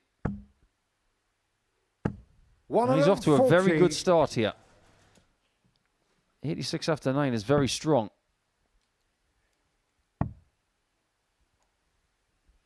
58. He gets off to a slow one here. Coleman is the kind of player that can rattle off 4 legs very quickly. He's going for double 7. 72. Could have been the ironic double 7 that for Lee Cox. Yeah, we do have a few speedsters in the group tonight. We've already seen Tommy Morris, but Ashley Coleman is no slouch when it comes to releasing the darts. 14. Yeah, he throws them like hot potatoes. And he the throws them leg, very Ashley well. Coleman. He's already got lead, 13 darter and a breaker throw. Starts don't get much better than that. He's also using another different dart here this week. 50. He's had short, stumpy ones. He's had something in between. Now he's on the long, thin ones. He's thrown more shapes than Dimitri Vandenberg and Kirk Shepard put together. 100. Yeah, I don't think we hear the term throwing shapes enough anymore, to be honest, Paul. 180. Keep throwing that shape if you keep doing that, Ashley. Great darts.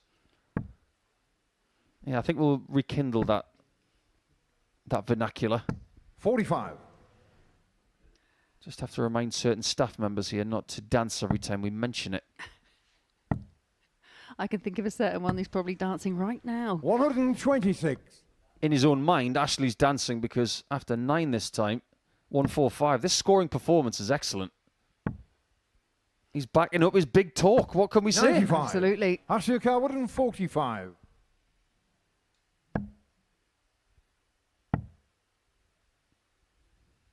Yeah, quick check over to the scoreboard. 66 left off the back of those initial 2 darts. 89. Lee Cox is definitely on the back foot right now. He's been caught cold.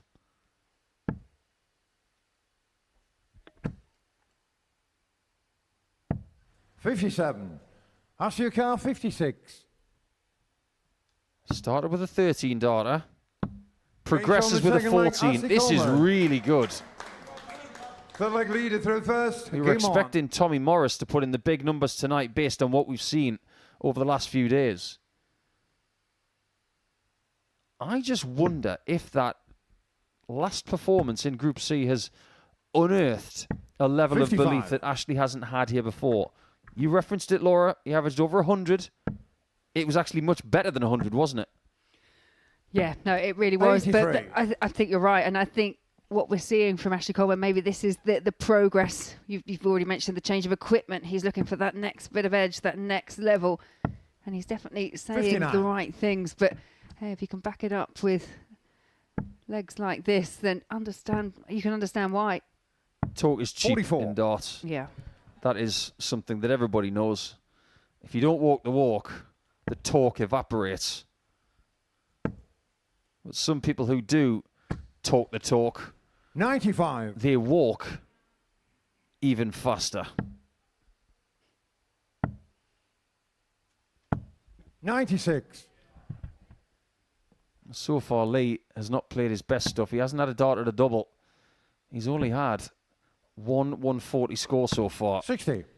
And he's mystified. Yeah, and although we have seen a comeback from 3-0 down, Kieran Ford beating Tommy Morris from that position, you feel that this leg in particular is very important for Lee Cox because he had the chance to throw first, but that advantage, well, that has gone the other way.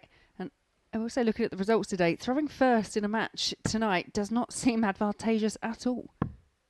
It really doesn't. For half a century, we've talked about 50. how having the darts is an Ashley Carr, advantage. 98. Apparently tonight we're in some sort of against the darts black hole. Well, that was a little bit different, Gauge on the but it third leg, was Ashley rather Coleman. wonderful. It's another breaker throw for Coleman. Fourth leg Ashley to throw first. Game If on. he wins this leg or the next, he's the first person into the semi-finals in week 5. Well, he's 3-0 up 66. and averaging in excess of 111. It's a top opening performance from Coleman, and all those normal narratives that we have kind of in our locker. He's not throwing first. He hasn't been up on the stage yet 30. tonight. Lee Cox has won a game. Well, just take all of that and just throw it out the window. I would if we had a window. Yeah, that's true. 60. This is not only brilliant for Coleman right now, this is catastrophic for Lee. At this point in time, in this minute on planet Earth, 80. Lee Cox's best chance of qualifying for the semi-finals is if Ashley Coleman wins this game and then beats Scott 80. Campbell. Because he's already bagged those 2 crucial points. 140. Yeah, I know as a player that you want to be able to have your own destiny in your hands. Lee Cox had that. However, 140. Ashley Coleman is just putting in a real top opening performance. 100. Ashley Carr, 155. The difference in the averages is about 23 points. And I don't care who you 55. are. I don't care if you're James Wade. That can't be bridged. No, but it's only dropped that low over the last couple of legs. I think Lee's just really run into a bit of a wall in Coleman. 91. Ashika 100. Let's see if this wall can move itself. Well, not on 100. 60. Lee Carr 60. Maverick-style play, isn't it? But he hasn't had a match start yet, has he, Lee? He hasn't, but this is Lee's first start at a double. And he does find it, and even just getting that one solitary leg, if Coleman wins here, it could be all important because it would force Scott Campbell to try and win, but win by a bit of a scoreline. The more legs you can rack up, then the more chance you've got of getting through. You can still win from 3-0 down, can't you, Kieran Ford? He did it in the first game of the night. 85. And here's the thing. Everybody in the practice room will have seen that. And if you are paying attention, understand that you can be 3-0 down out of a game, but then if you just get that little bit of a sniff, maybe you can dig your way out. 60. This is where your ability to dig deep is tested. 100. Right, bear with me with this, but Kieran Ford and Lee Cox came in as quite heavy outsiders. They've played their first game, but they've played really well. They've both got a 4-3 win. You go into your second game, and then 81. Does it go from, well, I'll see what happens, to like, right, I'm in a good position here, now let's focus, let's do it? Yeah, you can't play the underdog card as much. 100.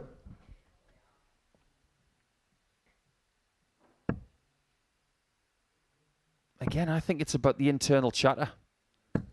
60. If you're talking to yourself in the right way, you 61. can execute anything you want. But it's Coleman who's got the chance to win again. And remember, if he wins this leg, 45. He will be in the final 4 in week 5. Yeah, Lee Cox really does need a big visit here.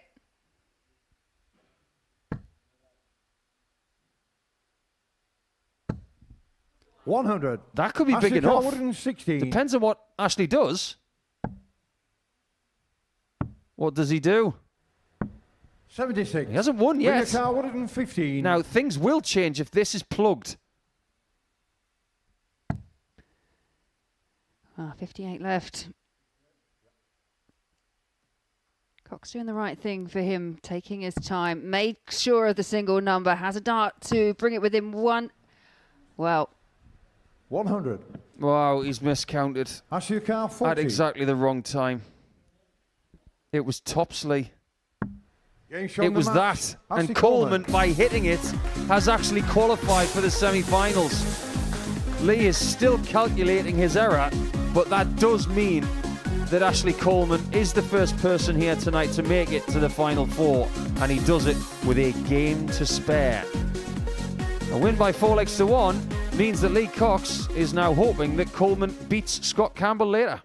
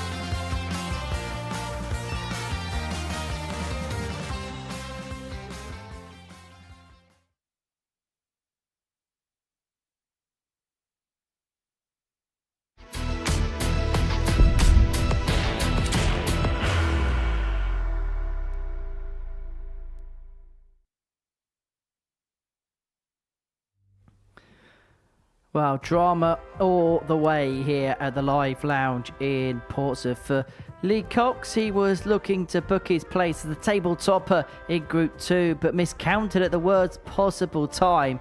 And that opened up the door for Ashley Coleman to get over the line to win his opening match. And it means that Crafty Coxie, he's played 2, won 1, lost 1, and he now has to rely on a favour in the last game, and that favour is for Ashley Coleman to beat Scott Campbell in that final match. That's in Group 2. That will come up in a few moments' time, but now to the final game of Group 1 and a meeting between John Henderson and Tommy Morris. So the permutations look like this. Tommy Morris must beat John Henderson to qualify. 4-2 or better will top the group. As for John Henderson, he needs 2 legs to qualify, 3 of them, and he'll top the group himself. Whereas for Kieran Ford, the third man in the equation, he'll qualify in second place with any John Henderson win, or if Tommy Morris wins by a margin of 4-0 or 4-1. So that's the scenario. The scene is set for Game 5 of our night. In the commentary box, Laura Turner is alongside Paul Nicholson. This is a heavyweight contest, and they have played each other earlier in the week, and it was not what John Henderson was looking for. 3 games, 12 legs to Tommy Morris, and only 1 to John. But all can change tonight, because John, he can knock Tommy out, so to speak. The gun misfired in the first game of the night. He was 3-0 up against Kieran Ford. Wasn't able to get the 4th leg. Ultimately succumbing to the young man from Sheffield by 4 legs to 3. So now, Tommy Morris must beat John Henderson to qualify. If he can do so by 4 legs to 2 or 100. Better, he will still win Group number 1 tonight. How's he going to be feeling, Laura? I was just thinking that myself. I mean, we have discussed the fact that Tommy Morris, this version of him who's been playing on the Pro Tour, doing great things on the Challenge Tour as well, that has improved his game. But now this is a test of the mental fortitude, 59. Because ultimately when you play in those types of tournaments, when you get beat, you're going home. You have time to recover. As for this, Tommy Morris has just had a few games to get over that defeat, because he was in a 3-0 lead. He looked like he was not going to get pegged back, and then the level of play just dropped. So it's a test of mental strength for me now. It is, because there are going to be times in your career where you can put streaks together. And if you are certain type of dart players, 80. There may be one time in your life where you think, I might never lose again. My confidence is that high. And I think that week might have been here for Tommy. At times, he would have felt invincible. But if Henderson gets 2 legs, 50. He's definitely into the semi-finals. But Morris has got to win. That's for Kieran Ford. 60. He wants Henderson to win. 152. Or Tommy Morris to win 4-0 or 4-1. It's very complicated for him. So 1 leg at a time, folks. 1 leg at a time. Yeah, and if I was Kieran Ford in the back, I don't think I could look. 26. I think I'd have to kind of maybe have a bit of a bathroom break, come back towards the tail end of the match and just hope that it's fallen my way. Is Tommy hoping? Tommy's not hitting. 101. 70. That's his 15th dart at a double tonight with 3 hits. As for Hendo, it's a little bit more accurate than that. 50. But not this time. 25. Double 8. The first leg, that Tommy was Morris. Cleanly taken, but it's a shake of the head from Tommy Morris, just indicating that he's not finding the levels that saw him not just top Group A, but set records in Group A. Records that people thought would never be 95. broken. People like Chris Gilliland and Charlie Manby. People who have done ridiculous things in the first 3 days of a week.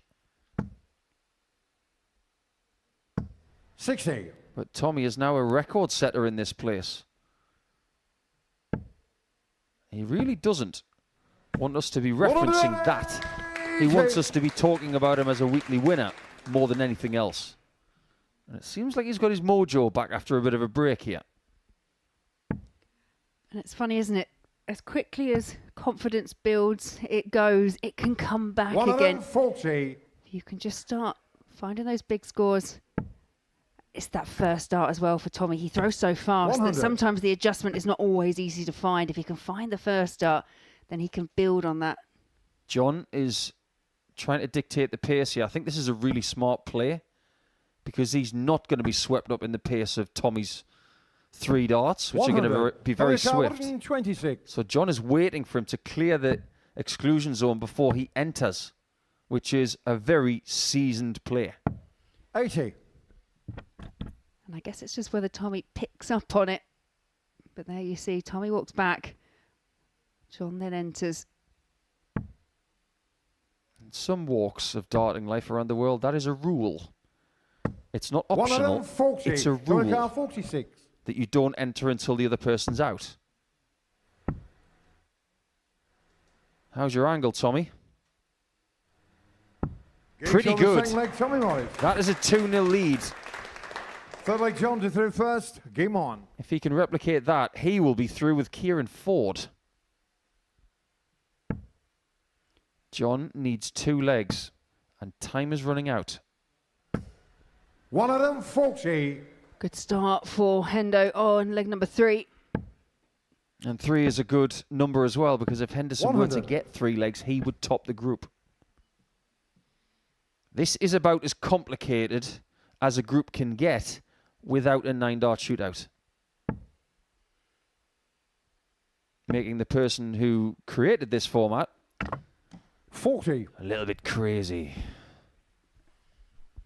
Well, there you have it. That's very nice of Paul to do that. Imagine if he said no. I mean, who says no to Hendo? 131. Maybe a few Hearts fans right now. Yes. Or possibly Rangers fans, but John is sticking to his plan. He should be able to adjust from that. Does so really well, but 80. yeah, a bit of a flyer. From a position of being quite comfortable, John Henderson's just opened the door slightly here for Tommy Morris, but Tommy making a bit of a mess 66. of it. Well, we just had an insight into the kind of lean that Tommy has in that throw of his. It's quite forward, but it's actually leaning over to his left. Interesting camera angle that showed us the intricacy of his throw. It's so quick sometimes we can't assess it. 100. We can assess that dart. That was a wonder shot from John Henderson. Tommy might be able to leave something a bit more attainable if Henderson cannot find the 141. 140. Johnny Carr 141.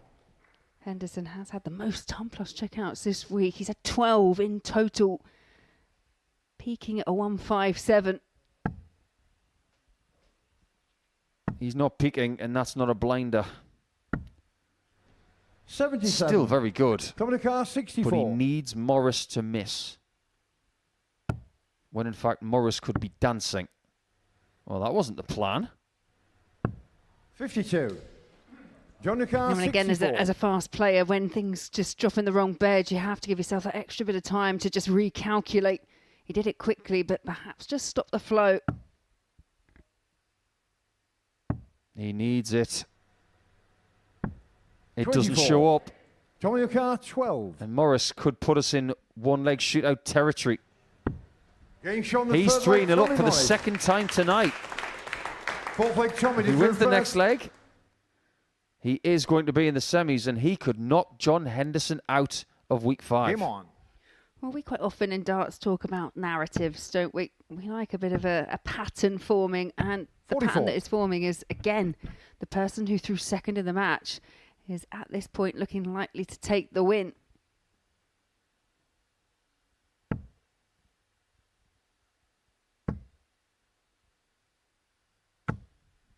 I just wonder if 55. John can take heart from the fact that when Kieran Ford was in this position earlier, he didn't just get 2 legs, 59. he got 4.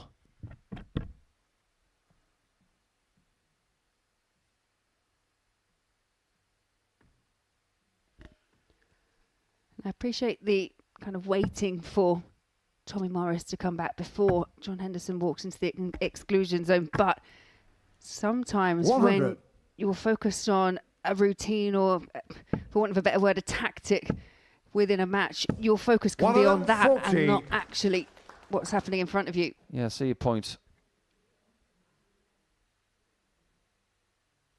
But this is about as deliberate as I've ever seen John going to the hockey. I don't know whether this is a play just against Tommy or whether this is something he's doing overall. We didn't see it in his first game. No, I'd say this is trying to dictate the pace. Perhaps this is the level, perhaps the pause is how 60. he would probably approach the hockey when he was playing someone who wasn't quite so fast.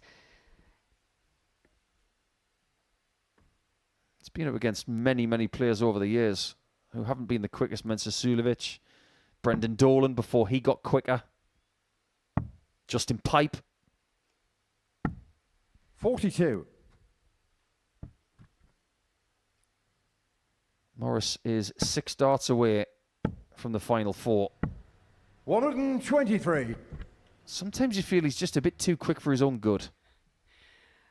Yeah, I don't know quite how he gets his hand from that throwing motion down to his hand to pick up the next dart, to get it back up and let the next one go again. I think he'd make a pretty good juggler. 81. Tommy Carr, 75.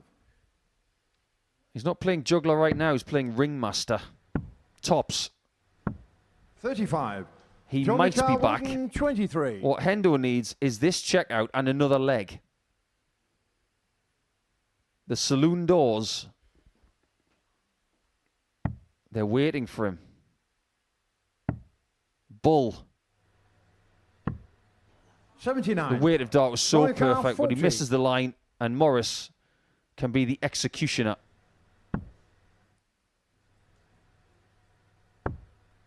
Double 5. Game shot He in the mark, does Tommy Morris. get the win. He really has been the thorn in the side of John Henderson this week. He's played him 4 times, and Tommy Morris has lost only 1 leg.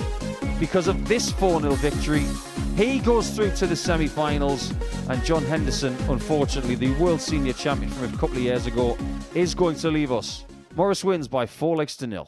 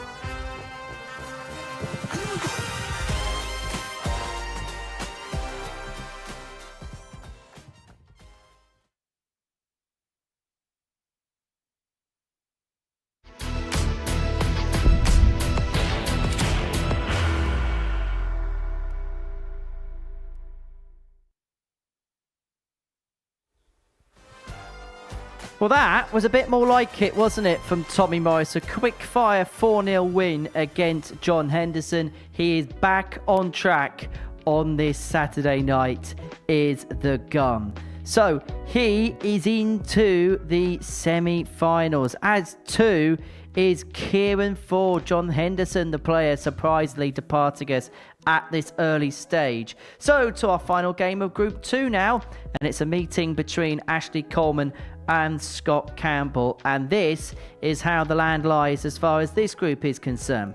Scott Campbell must beat Ashley Coleman to qualify. 4-2 or better will see him top the group. Ashley Coleman has already qualified and will win the group with just 3 legs. As for Lee Cox, he will qualify in second place with any win for Ashley Coleman and is eliminated if Scott Campbell wins this match. So that is how the land lies in Group 2. In commentary, it's Paul Nicholson and Laura Turner. Yes, final group game of the night. And considering the drama we've already seen in Group 1, who's to say that we won't get the same drama in Group 2? If Scott Campbell were to win this game, miraculously, everybody will have won 1 game tonight and lost 1 game going into the semi-finals.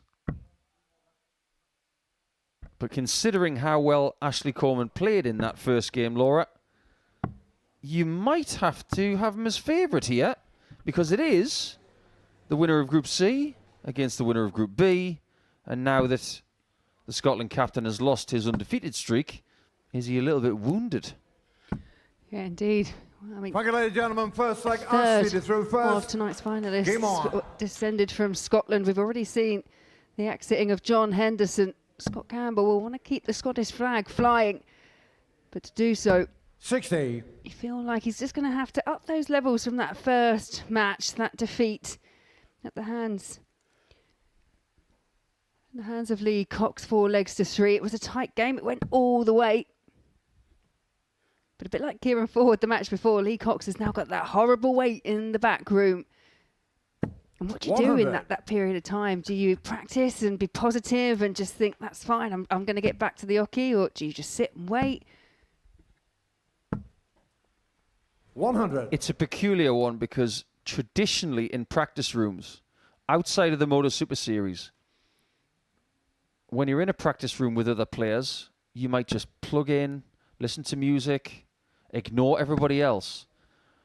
But if you win or lose, it's usually grab the bag and leave. It's not go back in there with a view to more action. It doesn't happen very often. This is a peculiar setting. And it does take some getting used to. 140. And if you've not won on a Saturday night, you haven't found that magical ingredient yet. I know the feeling. 93. So yeah, but you've been a lot closer than a lot of us. So close, but yet so far. And yet so close. You've been to a final. Ashley has been to a final. Campbell has been to finals, but has won. 41. In multiple disciplines. He was within 1 dart of being the winner of international pairs with a certain Jim McEwen, who missed the bull for a 170. 94. What a moment that would have been. Yeah, and out of the entire field, the only 2 players that actually picked up a regulation week title were John Henderson and Scott Campbell. If Scott Campbell were to exit here, we would have a new name on that roll of honour. A new participant in Champions 100. Week. Ashley Carwood, 54. That also changes your scheduling 82. potentially. Scott Carwood, 20. Especially if you're going to the World Masters in Vegas. Campbell with his usual deliberate approach to the hockey, the step up, the step back, and unfortunately he follows it with a miss. Oh, I'll classify that as a 80. hit. Ashley Carr, That was a 72. beautiful approach, but Coleman on double 6. Getting shown the first leg. He's Ashley looking Coleman. very clinical tonight. He was Second leg 4 from Scotsman 6 in his through first game. Game on. And in this one, he's got his first dart, a double and hit it. Yeah, whilst it wasn't the emphatic start that we saw in that victory over Lee Cox, 4 legs to 1, doesn't matter. As long as you're 45. getting those legs under your belt, that's the main thing. How comfortable do you think Lee Cox is right now in the practice room? 42. I don't think it'll be particularly comfortable at all. Perhaps if Coleman goes within one, then he'll start to let himself believe. And I do wonder as well, if Lee does get through again by this route, then it was very difficult for him to get through Group B. Came right down to that last game. He didn't know if he was through. 40. Do you think that sometimes the stars are just aligning for you? I'm a big believer in the only fate you have is what you make for yourselves. I've watched too many Terminator movies. I think that's how Ashley thinks. He's not bothered about luck. He's bothered about what he does. He is a blinkered 85. dart player. He genuinely does not care about anybody else in that practice room tonight. He is solely focused 40. on what he wants.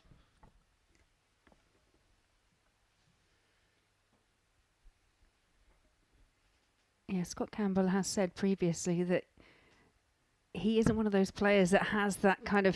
He's very competitive, don't get me wrong. You know, you don't play at the levels that he plays. Don't become Scotland captain if you aren't competitive. But he sometimes says you can look at like some of the players 100. that present a bit more, I say aggressively on the stage for want of a better word, but that have that bit more of a roar behind them. And it's just not naturally him. 95. Yeah, he's not a killer. 131. He's a cook. Give this man a knife and a pan and chopping board, he can do anything you want. But you do need to have that killer instinct every now and again. And he's going to have to find it soon.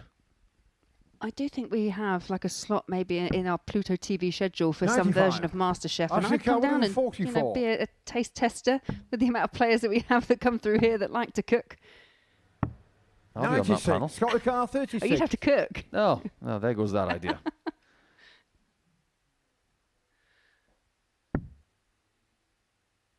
He gives it the squint. And he gives it the hit. And there's that firepower.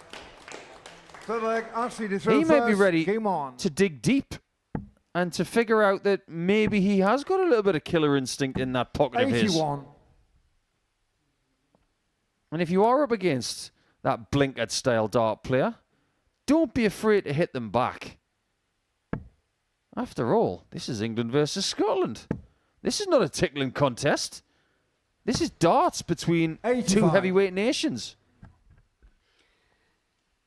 Yeah, big reaction as Campbell levels it up at one apiece. 59. Thank you. Here's the thing as well. If you're a fan of this sport or you're very educated within this sport as a player, some people carry that little bit of extra weight because they are a captain. People like Martin Adams. 60. People like Martin Phillips. It's like darting gravitas. Yeah. I don't like the word aura. It's been overused. But people carry weight. In a metaphorical sense, you shake their hand, it feels like you're shaking hands with a god. Some people just grab a little bit tighter and say, yeah, you're shaking hands with me, not the other way around. That's what some people can do. 100. These are the games we play.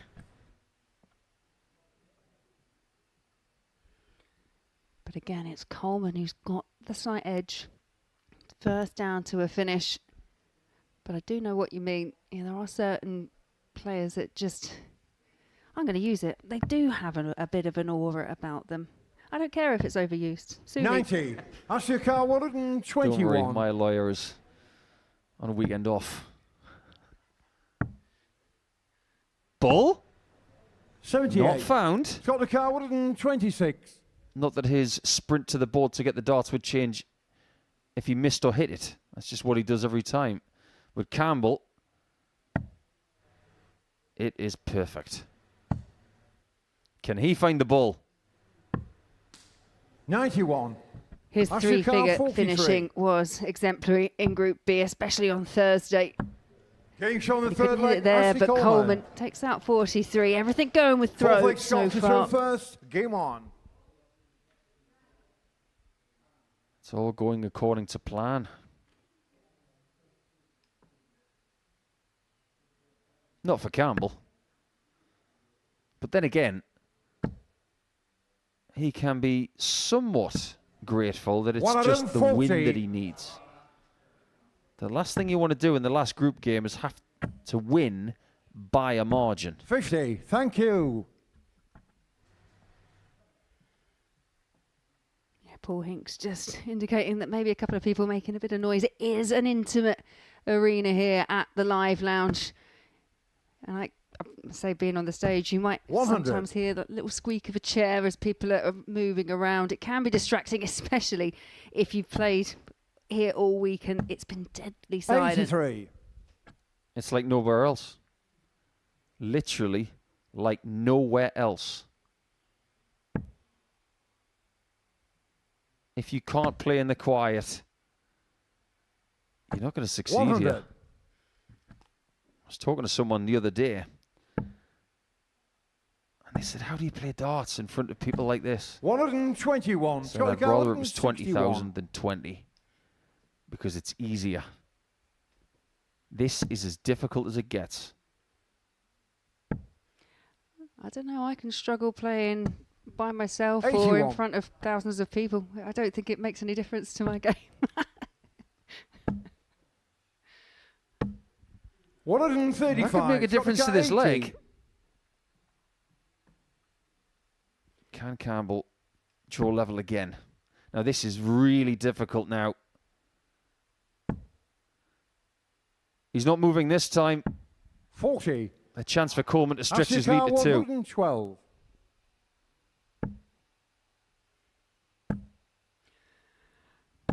$60. Scott Lucar, Well, 40. Coleman can't stretch the lead, so Campbell could level us up at 2-all. If it's above, he might move to use the dart on its angle. Getting But shown he the doesn't fourth need leg, a marker Scott because he's Campbell. plugged it with dart 1. He's Fifth leg, working Ashley to very throw hard first. here. Game on. And he's looking pumped. But it's Coleman who's hitting back. It's max number 2 for the Prince of Darkness. I think it's quite apt. I mean, maybe it's just the way my mind works, but the Prince of Darkness and Highlander in the same place, it just kind of gives me all those kind of Highlander 60. type vibes. Yeah. If you've seen the film. Long time ago. Christopher Lambert. I think he was the main actor. He was. Well, when it comes to something that Henry Deacon said earlier on, in relation to Ashley Coleman, he mentioned mustard.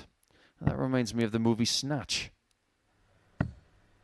98. Jason Statham, also known as Turkish in that movie, he said, you outnow him by his mustard. 140. And let's face it, Coleman tonight is the best player on the stage. He is mustard. Yeah, he has been so far. 57. Ashley Lucar, 41. I'll save my snatch reference of when Tommy comes back on the stage. 1. Campbell's not out of the leg yet, but you feel it's just a matter of seconds when he is. This one could be going right to the death. One of my favourite words in the English language describes 42. this game. This Ashley is a Lucar, skirmish. 40.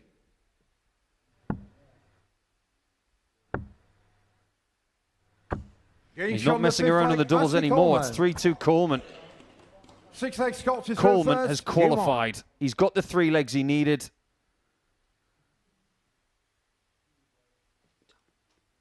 And he is top of the group, which means he's going to play against Kieran Ford in the second semi-final. 140. That will be a rematch of the 2 people who qualified through Group C this week. 60. Yeah, now it's the anxious wait to see who goes through Group 2 alongside Ashley Coleman in second. Who will be in second place? Yeah, and the gift you get if you do go through is Tommy Morris in the first semi-final. 100.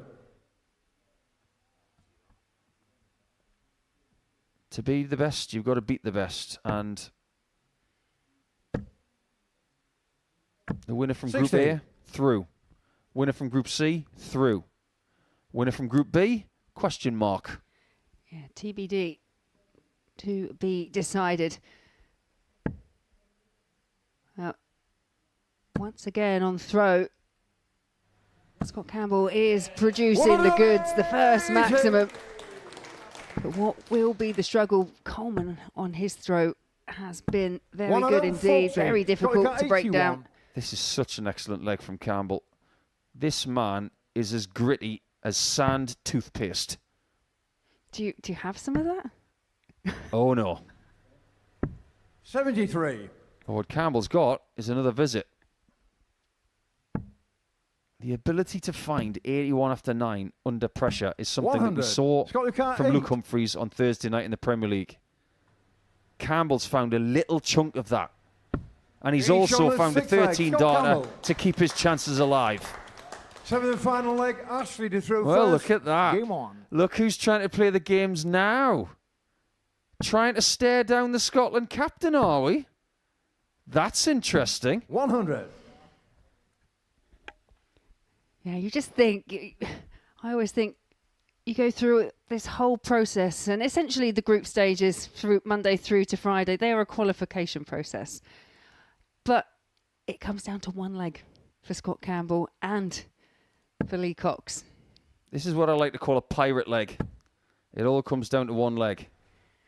I was going to reference pirates when you mentioned the word skirmish, to be fair. That's a good word, isn't it? Going piratey tonight. Yeah. Yes, we are. And this is very much like a game of Mystic Warlords of Qatar. 51. We skirmish to the death. And you don't want to be holding Enchanted Bunny. Campbell's dictating the pace, and under pressure we know he can deliver. 59. Coleman can leave a finish, but no longer. 58. But can he rest knowing that he's through, that he's won the group?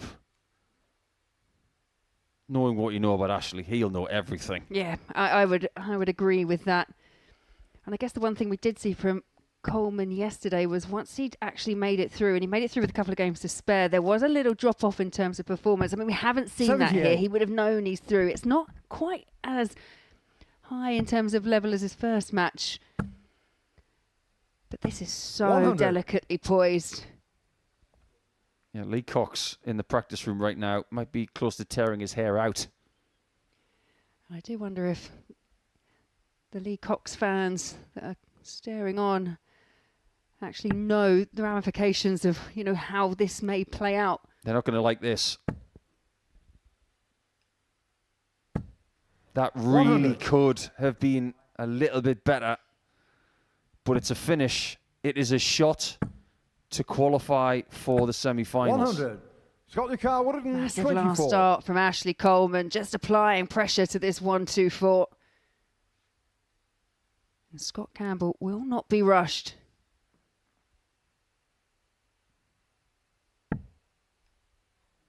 The chance is gone.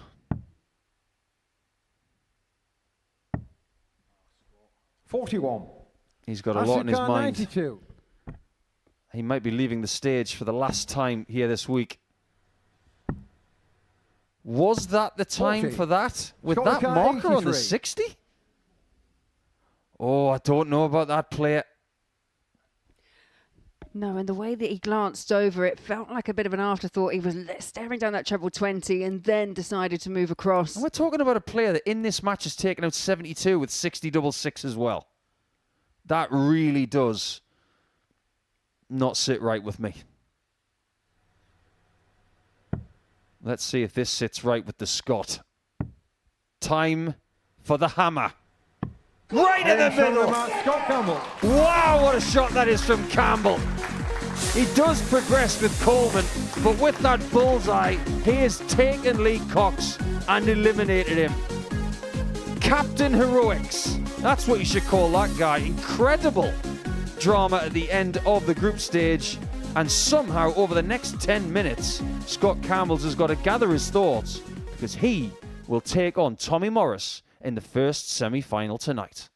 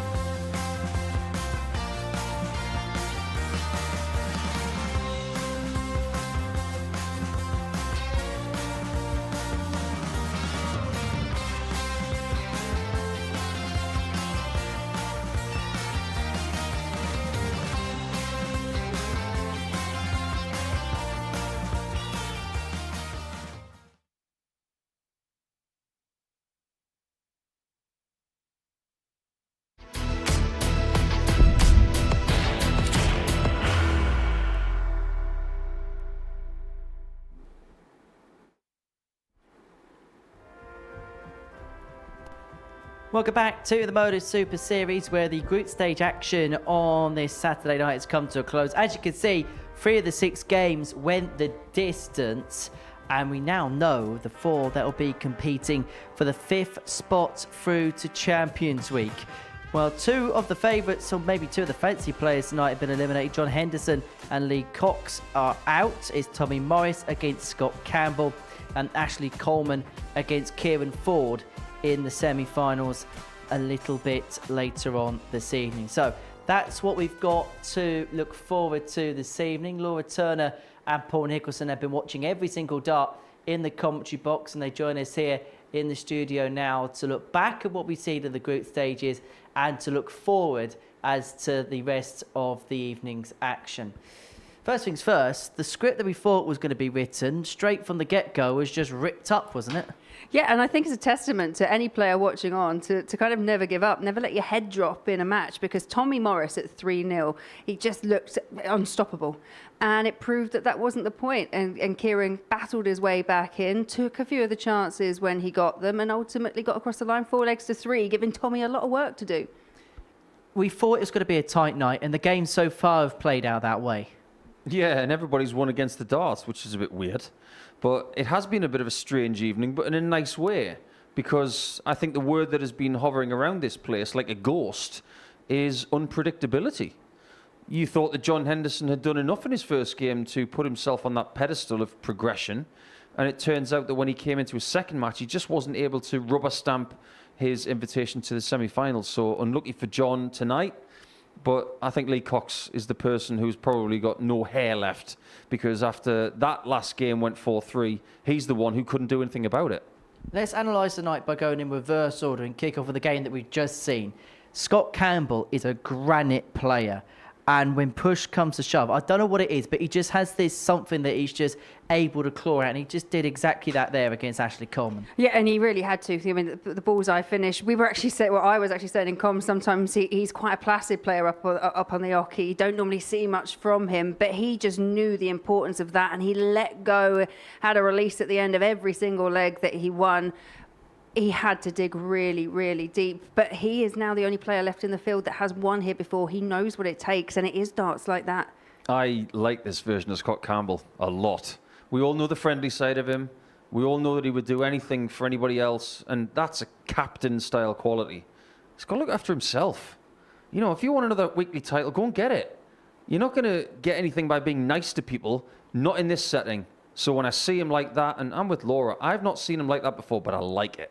And you're probably the perfect person to ask, because you've been playing a lot for your country recently. How difficult is it to switch from that team mode, which particularly as he's the captain of Scotland, he has to that role of doing it for yourself? How difficult is it to switch those two different hats? I don't know if it's necessarily difficult, but it's definitely different. I think when you're representing your country, the pride of putting that shirt on, playing alongside your team members, you are playing for yourself. You have to play for yourself, no matter what the occasion when you're a dart player.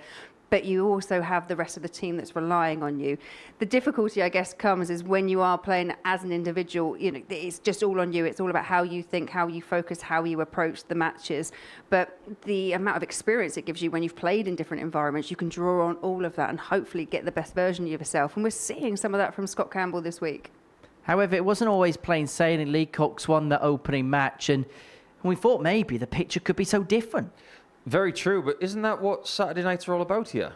You can start well, but if you don't finish with the right amount of points, the right amount of leg difference, you can fall by the wayside. So Lee has done some good stuff tonight, but he came up short by a leg or two. And that's what this dual discipline of the Modus Super Series is all about. Marathon running from Monday morning all the way through to Saturday. But when you get here, if you don't have the sprint finish, you are not going to find your way through to the semis. What Lee has done tonight is embellish, in my opinion, on his reputation. He's made another Saturday night. But the thing that eats him up inside, it's what he hasn't done as opposed to what he has. What he has done is get to the Saturday, well done. But what he's going to be focusing on right now is his wounds, and he's going to be licking them, unfortunately, for the next few weeks.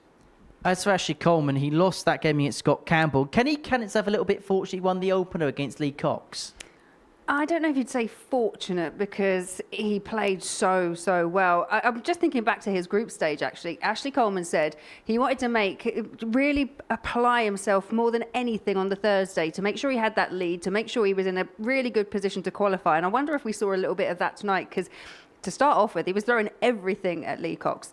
So he kind of got the job done pretty much there and then. But he did. He qualified because of that 4-1 victory, so he could relax slightly more when he came up against Campbell in his last game. I don't think he really took his foot off the pedal. He just came up against a strong performance from Scott. But sometimes do you need this rub of the green? Yeah, you do.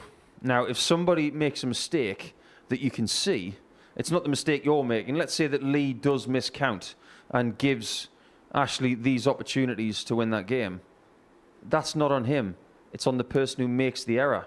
That's something that will obviously plague the thoughts of Lee throughout the course of the week when he recovers from not making the semi-finals this time. But you can't really foresee that kind of thing happening. But if it does, it gives you an opportunity to move forward.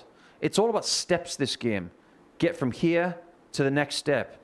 And he was offered that chance to do it right there, and it was crucial in the end. However, in terms of the other group, Tommy Morris did get through. However, he could have made it a little bit easier, couldn't he? Absolutely, yeah. I think he's obviously come here with now a real weight of expectation. We keep talking about the fact that his Group A campaign, it was record-breaking. You know, he played so well, had a couple of days off, ran into Kieran Ford, but there was no slow start. It was an emphatic start from Tommy Morris, raced into that 3-0 lead and then ultimately pegged back. But he then did the damage against John Henderson. Like you say, it could have been more plain sailing. Ultimately, it ended up comfortable enough for Tommy in the end to top the group. However, was that first defeat to Kieran Ford, and maybe the fashion that he lost that game, will that serve as a kick up the backside? I'm not sure. Some players, when they lose from 3-0 up, it ruins them for a period of days. They just can't stop thinking about it. So Tommy, having the ability to go and win 4-0, albeit with a 3-game break, I think that shows that there's not just maturity in his game, there's maybe maturity in the way he responds to adversity, and that is probably more impressive than getting better form, because I could list you at least 5 players. If they lose from 3-0 up, they're gone for the rest of the day. Tommy's not one of them anymore. As for Kieran Ford, he won that game. However, is there still a sign of vulnerability about him? Perhaps. Paul and I were saying in commentary that he's gone into that. We know that he was kind of a bit of an outsider in terms of how his evening may go. So he's gone into that match as the underdog because he's facing Tommy Morris, who was the favourite to win tonight. So there is a bit of this feeling of you've got nothing to lose. You can kind of go up there, play with a little bit of freedom. Then you win the game. And then you come back for your next game and you know, right, if I win this one, I'm through to the semi-finals. And your mindset changes, your attitude towards it changes. You don't mean it consciously, but it just tends to happen. Things change now, though, don't they? Because you've got a lot to lose now. Money on the line, medal on the line. You know, you want to create your own legacy. Legacies only happen if you have a start. For someone like Kieran Ford, his legacy might be 10, 15, 20 years from now. But it's got to start somewhere, and it might be tonight. Well, both players on stage warming up ahead of their semi-final. Scott Campbell and Tommy Morris are going to kick us off. Now, these two dominated their particular groups. Tommy Morris did it with Group A. Scott Campbell did it with Group B. However, tonight they've survived a bit of a scare at some point. So what do you think the psyche is going to be for both players going into this particular semi-final? Now, the focus will be obviously making it through to the final. Both of them lost their opening matches. Both of them bounced back and had to produce something. It was slightly more plain sailing for Tommy, as we said, and it was a bit of a struggle more in terms of a battle for Scott Campbell. The only key factor, I think, at the moment, Scott has only just come off that stage. He was pumped. The adrenaline was flowing. You have to come down really quickly to then build yourself back up, and the break, it hasn't been quite so long for him. Yeah, stay pumped. I think that's what Scott's got to do. You find that adrenaline level with that bullseye at the end, stay there, because you know your break's going to be 10 minutes, maybe 15 at the very most. Stay there, and you're going to have to maintain it for the rest of the night. That is going to be the hard thing if he gets through. And of course, contrast the styles. We'll see how that's going to play out the first time they played each other this week. Right, let's see how they're going to get on. Their first meeting is a semi-final. It's Tommy Morris against Scott Campbell, and one will be one step closer towards that.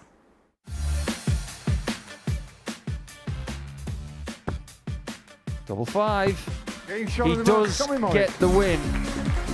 He really has been the thorn in the side of John Henderson this week. Let's see if this sits right with the Scot. Time for the hammer. Right in the middle. Scott Campbell. Wow, what a shot that is from Campbell.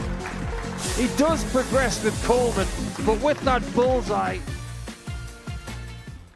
The former England international Tommy Morris taking on the current captain of Scotland in the first semi-final tonight. Tommy Morris dominated Group A. Scott Campbell won every game in Group B, but only one can make it through to the big match. In commentary, Laura Turner and Paul Nicholson. 3 more games left for week 5.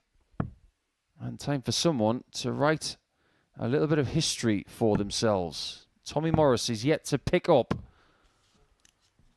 a weekly title. Has been to a final in the previous series. He'll be feeling fairly familiar to week 2 from series 13. But this man, go back a couple of other series. A winner in the middle of series 10. That was early last year. It's about 18 to 16 months away from that sole weekly victory against Peter Wachuri of Kenya. But this really does, and I think Henry's right, it does have the feeling of an international game. When two people have represented their country, and they've done so with the finest of margins at stake. 96. That kind of nerve-shredding stuff could indeed prepare them well for this.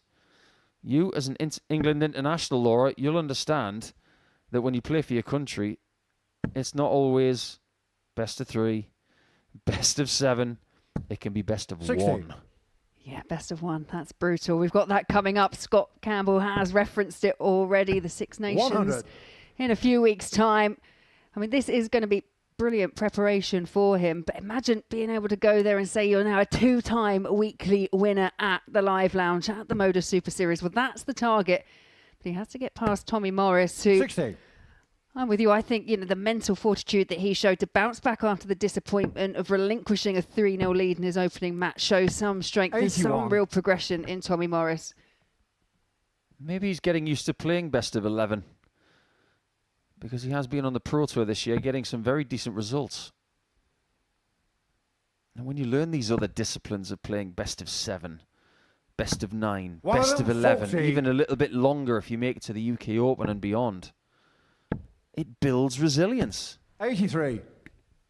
And you can only get resilience through adversity.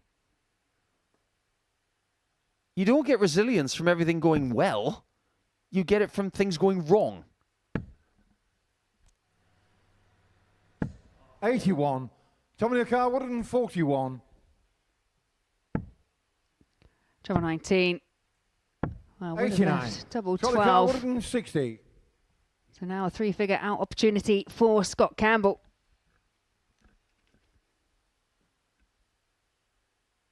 Clash of pace once again. Accuracy needed. This has got to be hard. And it's done wonderfully. Tops. 140. Not first blood to Campbell. Dominic 52. 12. It might not be Shot first car blood to 20. Morris either. Missed his marker. And Campbell can't break in the first leg of this semi-final.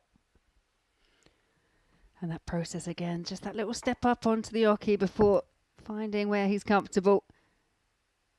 Double 5. The one thing I've noticed Scott Campbell does quite a bit is 16. move Dominic 40. up and across the oche. Getting shot at first leg, Tommy Morris. The only thing that's moving now is the leg counter. Because Second Morris leg, Scott does to hold serve eventually. first. Game on. But you're right. Big mover laterally on the oche. Left and right, depending on the angle of marker darts or indeed blockers. And there again.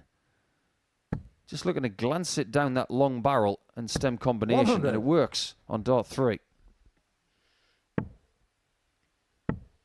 Now, just to put it into some sort of 92. perspective. If you've been watching the Modus Super Series for the last couple of years, you might remember David Sharp. He's got a PDC Tour card now. He's doing all right. Really pleased for David. Tommy Morris has won more money than David Sharp 66. this season. And he hasn't even got a card. That tells you a little bit of something. Do you think that is the perfect place to 97. be at the moment in darts? Top of the Challenge Tour, call-ups for the Pro Tour, still able to kind of hone your skills and your experience here and other arenas like ADC. Yeah, I think it's a really good position to be in. But don't think it's going to happen every year. It might happen for about 12 months. 135. But just to give you a little bit more insight, Tommy Morris has won more money on the Pro Tour this year than Peter Wright. 118. And when I say Pro Tour, that's a somewhat ambiguous term these days. In Players' Championship events, it's not including the European Tour.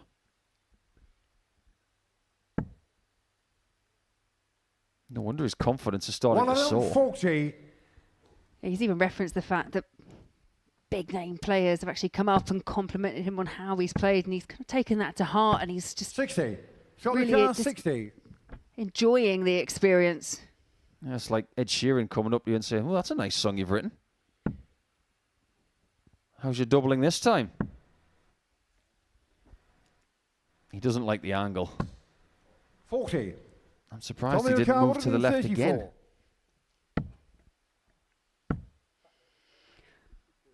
Well, has got away with it somewhat.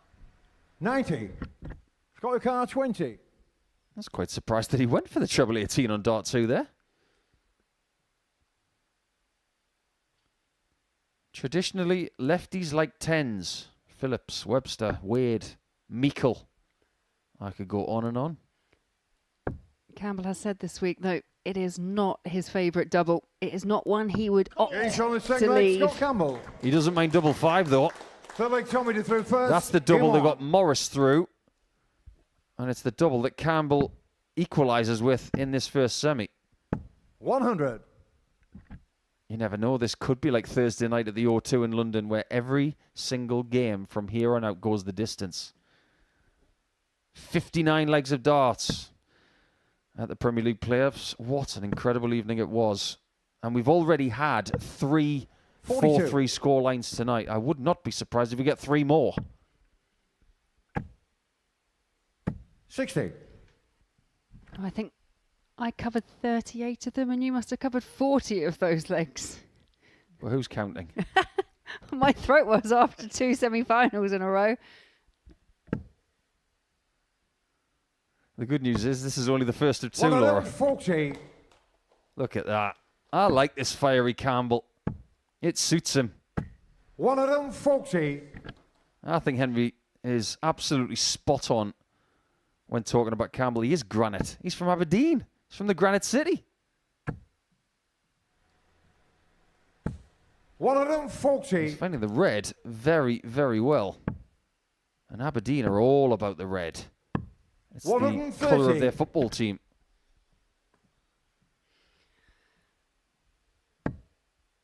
But it's Morris on the cusp here of stretching a lead again. 99. Tommy Car 71. Tops. And he provides a wonderful hurdle shot. He goes from the 13 to the 18 to the tops. Just call him Colin Jackson. But he's not over the line yet. He's only at hurdle number 5. And the one thing I will say with Tommy Morris here tonight, definitely a bit of a change in terms of demeanour from what we saw in Group A. Understandably so. This is the business end of the week. But there's none of the fun, none of the antics, none of the sideways glances to the camera. And I don't know if that is just perhaps that little bit of... Obviously, he's focused, but is he... I'm not going to say too focused, but is it because he's just so desperate to get his hands on the top prize? I see what you mean. 83. Some players, they can play their best brand of darts with an element of fun there. We've seen that from Tommy during numerous weeks here in Portsmouth. But on Saturday nights, it's less fun, more business. I guess we'd have to ask him. And we will 78. If he wins. I'll tell you what is fun. Winning. They're quite fun as well. 160. He's dipping his bread once again. Every single game he's played tonight, he's had at least one maximum. And now, courtesy of that maximum, 81. Potential 11 dart breaker throw for Tommy Morris. Getting shown the And it is an 11 darter, and it is Tommy Morris that is now one away from another final. This is great. Really, really good. At the right time. Fast turning into the best performance of the night. When you come into a semi-final, you are playing with fire a little bit. But right now, Tommy Morris is the human torch. 60. Things are just becoming more comfortable for him. And this is probably the trickiest fixture he's going to get tonight. Because of the pace. Now, if he gets Coleman or Ford in the final, pace is no longer an issue. It might be revenge, though. Because if he gets Ford again, he's got a score to settle. He does indeed. And I mean, he had his chances, had 8 darts to win the match from a position of being 3-0 up. 162. Wow. And this is much more akin to what we saw in Group 8. Well, Campbell is gritty. But if you can get yourself out of this, then you might be a magician. Well, 65. That was all sorts of wrong. Mm-hmm. The only benefit is that he is coming back, but that was a bit too much too soon. Yeah, the reaction at the back of the stage, he knew that as well. And I wonder if that, when you do go for a shot that looks good, but perhaps isn't the right shot choice. Well, look what happens next. Now you're under pressure, and you should have been on something a bit smaller than this. But it's a chance for another final. 55. Car 71. If he loses this game, he's going to look back on that. I promise you that.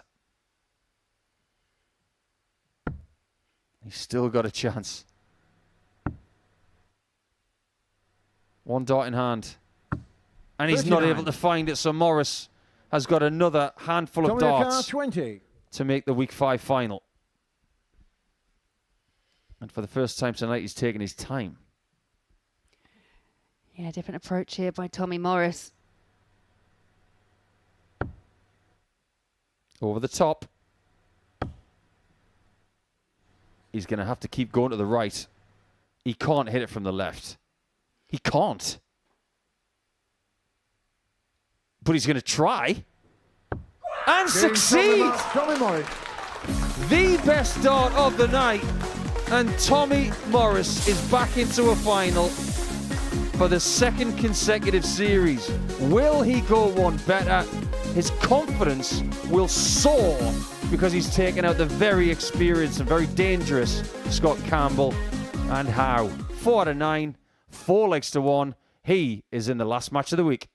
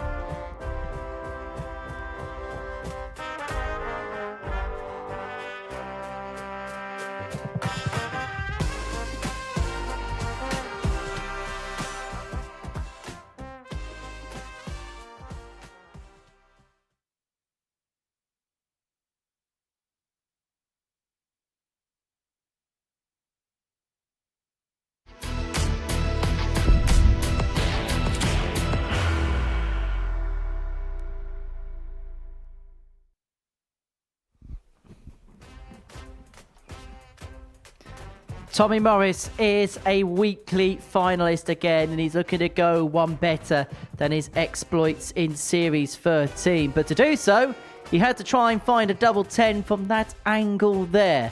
I'm sure Scott Campbell in the background was thinking he's going to come back. But when you made 2 Challenge Tour finals this year and 2 last 16s in Players' Championship events, you are going to back yourself in any scenario. And so for the second series in succession, Tommy Gunn is into the final shootout. As for Scott Campbell, it's another valiant weekly campaign, which ends at the semi-final stage. So to semi-final number 2, and it's the 2 Group C combatants that go head-to-head as Ashley Coleman takes on Kieran Ford. It was Topsley. It was that. And Coleman, by hitting it, has actually qualified for the semi-finals.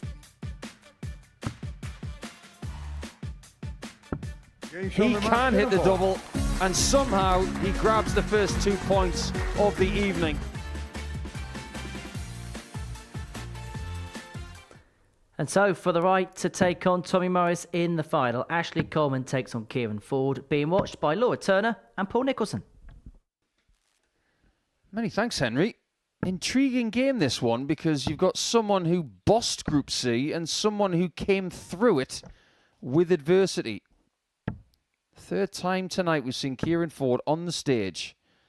He won his first game by 4 legs to 3 after being 3-0 down. As for Ashley Coleman, he's been out of the blocks a couple of times. He's from Haverhill, which is right on the border of Essex and Suffolk. There's been some good dart players from around there. Used to be the head office for Whitmore, wasn't it, around that way? Really? Well, I mean, I'm talking, I went maybe a few years ago. 25? 30? No, not that long ago. Well, things are very, very vivid now because this is knockout territory. Both have played on this stage many times, but only one of them has actually won a semi-final before, and his name is Coleman. 85. I reiterate what I said in the previous semi. I think Morris is comfortable with whoever he plays because it's no longer about pace. 40. He will get a quick game in the final no matter who he plays. But based on form, statistics, things that have happened tonight, 100. Coleman is the favourite for good reason. Bigger averages, more 180s, better finishing. 81. But he, like everybody else, coming into the semis, had won a game and lost a game, so he's not perfect.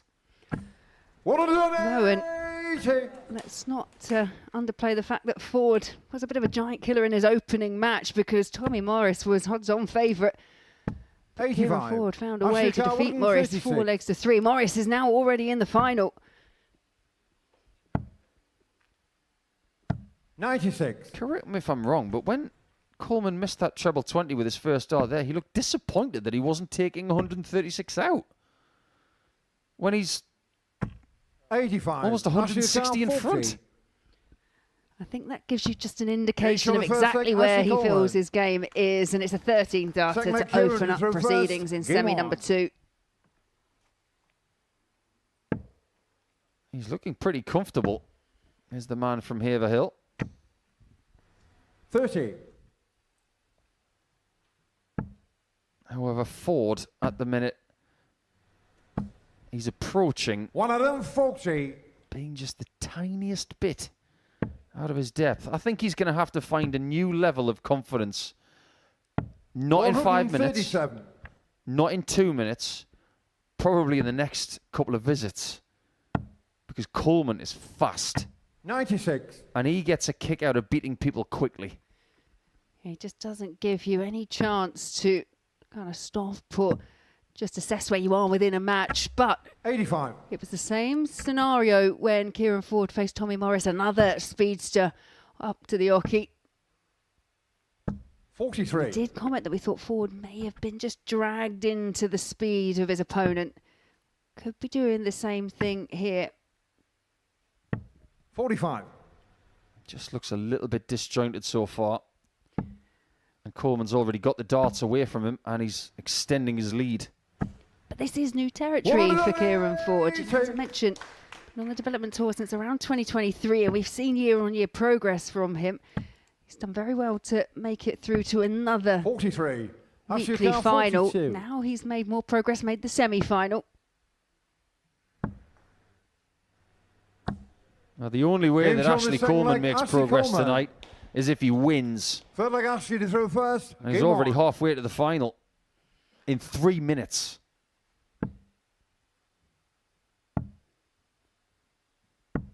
Some sort of way, Kieran reminds me of another Yorkshire player who has had success here, Chris Quantock.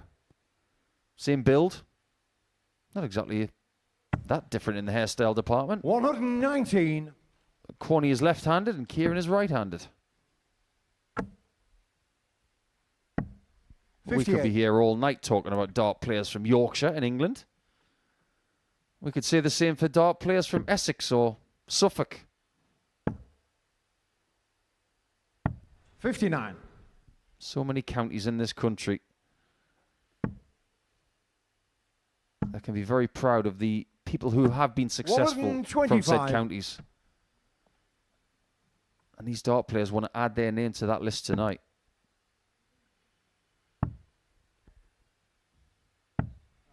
$58. Coleman is making a real charge for this finish line. 97. Down to a finish. First once again. 133. Much better. Ashley Carr, 164. Boy, did he need that if he stands any chance. But he's being forced to take the 132 away. 92. He can't miss the 25 with his first dart. That's just something he can't do.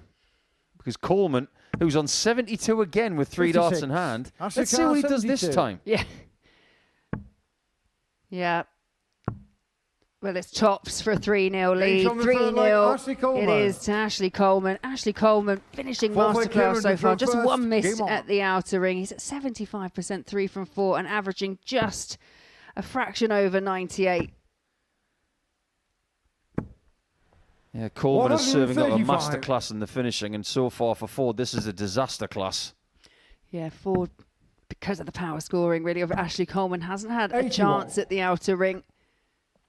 Look at that, staring it down and expecting to hit everything.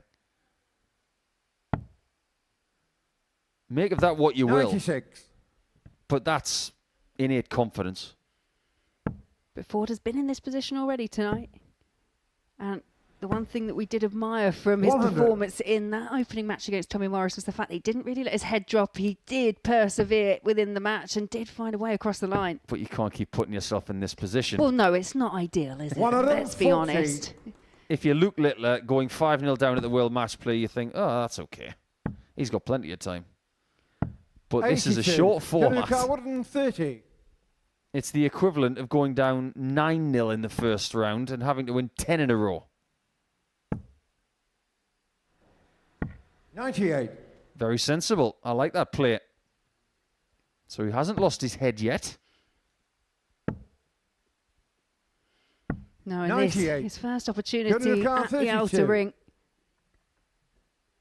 His double hitting has been better this evening, and that continues. He does chalk one up. The comeback example. Yes, it most definitely is. That was a wonderful leg, wasn't it? 13 darter, and that double 16 was right in the middle.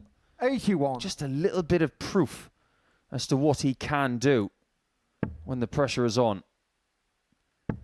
Having said that, if Coleman wins this next leg, not only will he be in the final, but he will have beaten Kieran Ford 3 times by 4 legs to 1 this week. 87.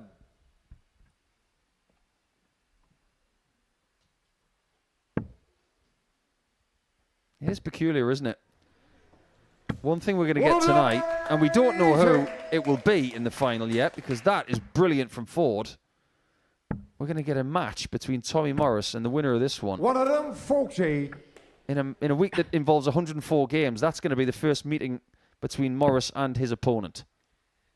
Yeah, and I've got this funny feeling, especially if it's Coleman, it'll be a case of 85. blink and you'll miss it. It could be rapid fire.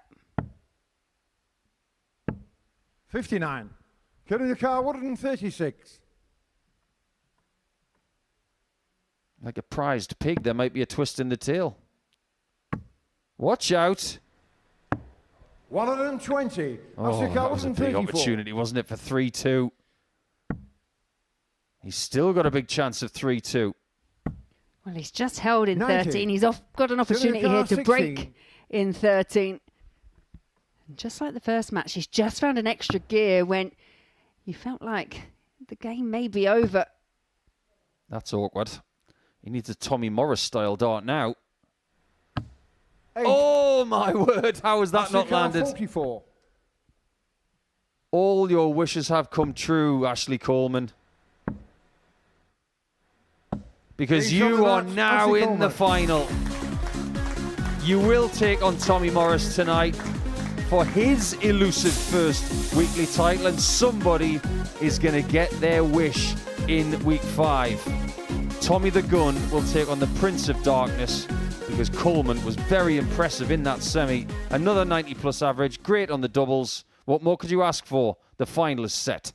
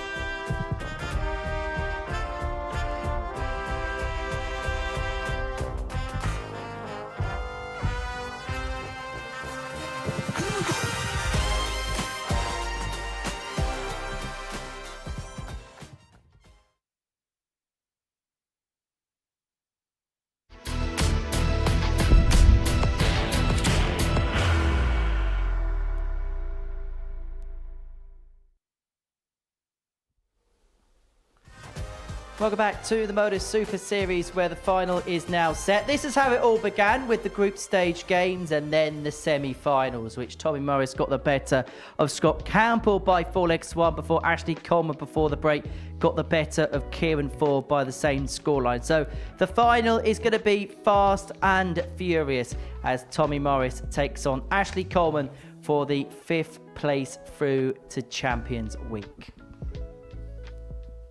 Well, we've got a guest with us here in the studio, and somebody knows exactly what it's like to make it through to a Champions Week. He was the man that came within a dart or two of winning the title last time out. Steve Green's with myself and Laura Turner in the studio. Steve, I know you would have wanted to have been out there tonight. You would have wanted to have competed and try and got back to Champions Week. But in terms of the week, how would you kind of sum it all up?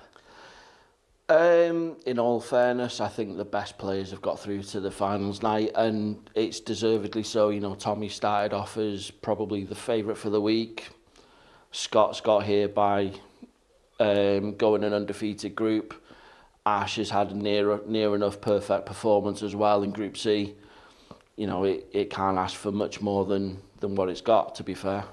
Me and Laura were commentating your games on Monday and Tuesday, and we were asking the question, because of what you did last time by making it through to the Champions Week final, and you did so as a fairly unknown quantity, I think that's fair to say. Very much so. Did there perhaps coming back here feel like maybe there was a weight of pressure? Maybe for the first time you came here with a little bit of expectation on your shoulders?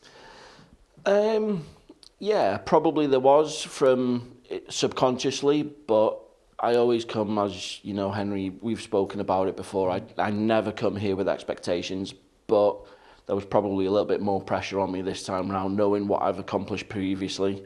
But yeah, it is what it is, and I'll hopefully come back again and try and put in a better performance. So with regards to your plan going forward, what is the plan in terms of darting ambition? I mean, obviously coming back here is probably one of them, but anything else, anywhere else? Touch wood, coming back down here will be a dream. You know, it's for someone like myself, it's the aspiration to come down here, to play in front of the tellies, to in front of a live audience. It's perfect. I've got last county game coming up of the season against Lincolnshire. After that, I'm looking at the ADC tour down in the south. That's already booked. As for that, after that, I'm looking at Q School to see how that can go, because it's probably by a lot of people, it's the next logical step. Yeah. So, yeah, that's the plan. However, what's defined you so far here is what happened at Champions Week. Have you watched the game with Jack Drayton back? I have. I've watched it, and it's, you know, I had that chance at 74. Oh, no, you're not the first. You know, I had the chance. I had that one dart. That is really what's given me the push to try and do better, to come back and try and win another week and get here again for Champions Week. It just wasn't to be that week. And to be fair, I was a very outside chance getting into that 7th leg and having that one dart. I think it was... Yeah, it was a very outside chance, and to be giving myself that, I can't ask for any better person to win it. Is it sometimes a case of, because maybe you exceeded your expectations and you came so close, is that why it hurts just that little bit more? In terms of hurting, it doesn't hurt. Like I say, I can't ask for a better person to win it. But in terms of knowing that I was that close, yeah, it's given me that drive to try and get here again for finals week, Champions Week. And you've mentioned the ambition, you're going to do a bit of ADC, you're going to go to Q School next year. Yeah. But in terms of what you've learnt over the last few months, what would you say that you've kind of taken as lessons that you're going to use when you do play in bits away from here? A lot of people have turned around and said to me that, you know, I've got a game in me that's better than what I personally think. I've taken that as a learning criticism, I guess. But hopefully we'll see what comes in that. I'm taking that on board, and I've seen the game that I can produce. So, yeah, hopefully, fingers crossed, things will be more positive in the future. I mean, you say a game that's better than what you think, but you must be able to now take so much confidence of what you've done here when you've come here, because, as Emery said, relative outsider when you've come here on first time, won Group A really comfortably, came back, won a week, then runner up in the final of Champions Week. So you must take a lot of confidence from that. Oh, massive amount of confidence. Like we've said already, it's the biggest thing that I've done in my darting career, and hopefully I can try and emulate that again in the future. But the confidence it's given me, I feel like I've gone step after step after step, and a lot of people have said that about it, and it's nice to hear. Well, Steve, commiserations this week, but great to see you once again. We wish you all the very best with your endeavours of what's next. So Steve Green didn't quite make it through this week, but there's 12 more combatants that are looking to lift the trophy next week and book their place in the Champions Week, just like this man.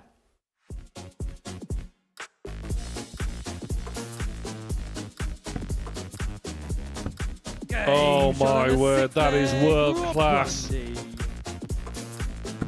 Really? Really? Game shot on the fourth flag. First weekly win. Game shot and the match and the Series 12, week 7. Winning 15 matches in a row, winning all of his games 4-3 tonight, including the final. Good Evans. Oh, that is beautiful. Oh, Tomoya Goto. You're kidding me. Not another one. That's another one. As the champion, it's match start. Keegan rolls back to the earth in the most sensational fashion.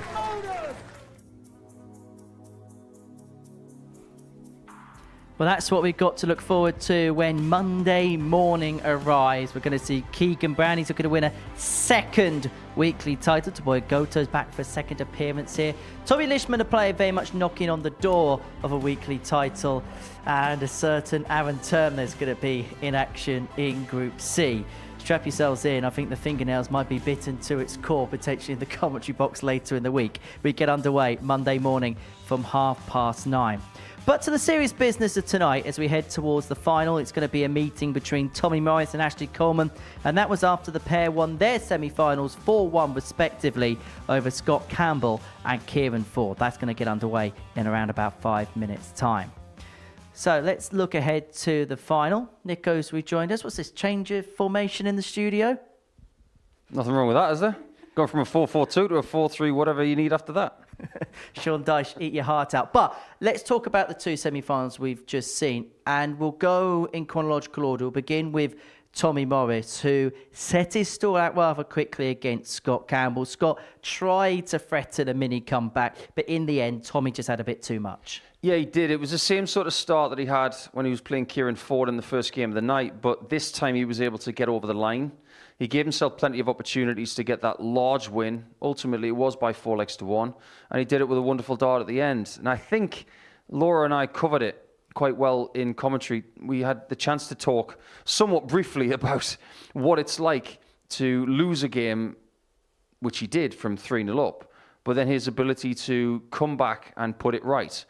His time limit between that second group game and the first knockout match of the night for him, which was in the semi-finals. I think that suited him down to the ground because it seems like he's put that first defeat of the night and first defeat since Group A behind him really quickly, and he's moved on. Shows maturity. And we speak a lot about reset mentality here, but when push comes to shove and you're in an environment like this and the stakes are as high as it is, how difficult is it to then try and refocus the mind, try and clear the mind, and then perform at the types of levels he has? It's very difficult. It's not always that straightforward. And I think when we talk about reset mentality, we quite often talk about that from group to group. It's much harder to do it from match to match. But again, it just shows that maturity from Tommy Morris that he's now developed from playing on the Pro Tour, from doing well on the Challenge Tour, and also from what he's learned from his time here at the Super Series. He's been a runner-up previously, wants to go one further, but so has Ashley Coleman. But I think, yeah, the reset side of things, I was really impressed with that from Tommy Morris. Do you get the feeling that maybe the Challenge Tour, because it's been his best Challenge Tour campaign this year, maybe going from tournament to tournament, now he's losing in the first tournament at some point, and then having to get back on the horse really quickly after that. Sometimes if you've got a deep run in that first event, maybe that's having some sort of effect on him because he's been able to bounce back quickly. And let's face it, he does everything quickly. So this is just something else he's had to learn. Talking about quick and efficient, Ash, like the first semi-final, mount a mini revival, but once Coleman built the lead, it was hard to see any other winner. I think the difference was Kieran Ford, he really did up his levels. I mean, he missed that double for the 136 to extend the match, but when it came to Ashley Coleman, unlike Tommy in that first game, there wasn't really a big drop off the pace. There was, the standard was still being flung at Kieran Ford, and I think that was what was just that little bit too hard to overcome. Also, the pace of him. You get so wrapped up that you're back up to the oche before you realise it, and perhaps that's something that Kieran may be able to learn as he goes forward. Is be true to your own pace, and it's not necessarily the releasing of the 3 darts; it's the time you take to approach the oche. That's maybe just something you can learn from this week. And actually, when you look at the final, they're both rat-a-tat-tat plays.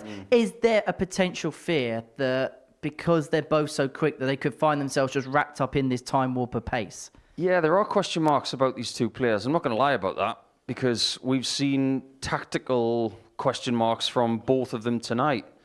Maybe if they're sitting on 72 with 2 darts, are we going to see someone go double-double when their opponent's not on a finish? Those kind of flashy things that we've seen from these kind of players over the years, you've got to pick your moments. Tonight, the difference between making Champions Week and not might be a decision just like that. You want to be flashy? Okay, be prepared to die on the sword if you make that precious mistake.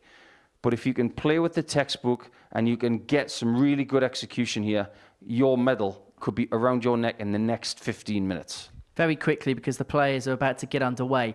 For Tommy Morris, we spoke about all the things he's done good this year, but the one thing that's missing is a trophy in the cabinet. This would be a big springboard for him if he could get that tonight. It would be absolutely massive, and he would have won it in a different way because ultimately he wasn't overly challenged. He really dominated Group A, but tonight he has lost a game, he has been on the back foot, and he has won at a canter as well. So it's been a different night for Tommy Morris, but he's definitely got his eyes on the big prize.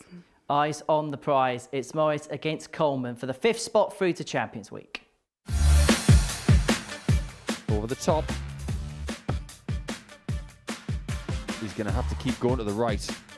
He can't hit it from the left. He can't. But he's going to try.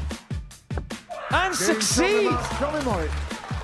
The best dart of the night. And Tommy Morris is back into a final. All your wishes have come true, Ashley Coleman.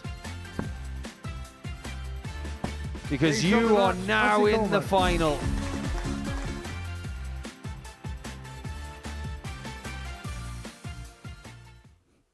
So here we go then. It's time for the final. Blink and you will miss it as Ashley Coleman takes on Tommy Morris for the 5th place into Champions Week. And for one player, their first ever Champions Week appearance. Paul Nicholson and Laura Turner for one last time are in the commentary box. One last game indeed for week number 5. Game 104 of 104.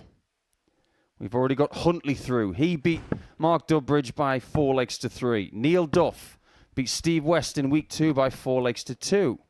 Henry Coates beat Richard McKee by 4 legs to 1. And gradually, as every week has gone on, the finals have got quicker and quicker and quicker. Because Archie Self, 7 days ago, beat James Buckby by 4 legs to 0. The only way this game gets quicker is if it is completed by 4 legs to 0 for someone chronologically quicker. And that's possible because we've got 2 speedsters looking for their first weekly crown. Game on. And both would love to come back in the summer for a crack at the jackpot. Tommy Morris has won the throw. Does that make him favourite? Well, if you look at the group stages, I'd say absolutely not. But the semi-finals were both won by the players that had the advantage of throw and run at 4 legs to 1. One with room to spare. One of them 40. But I will always stand by the fact that ultimately, yes, having the throw can make the difference. 100.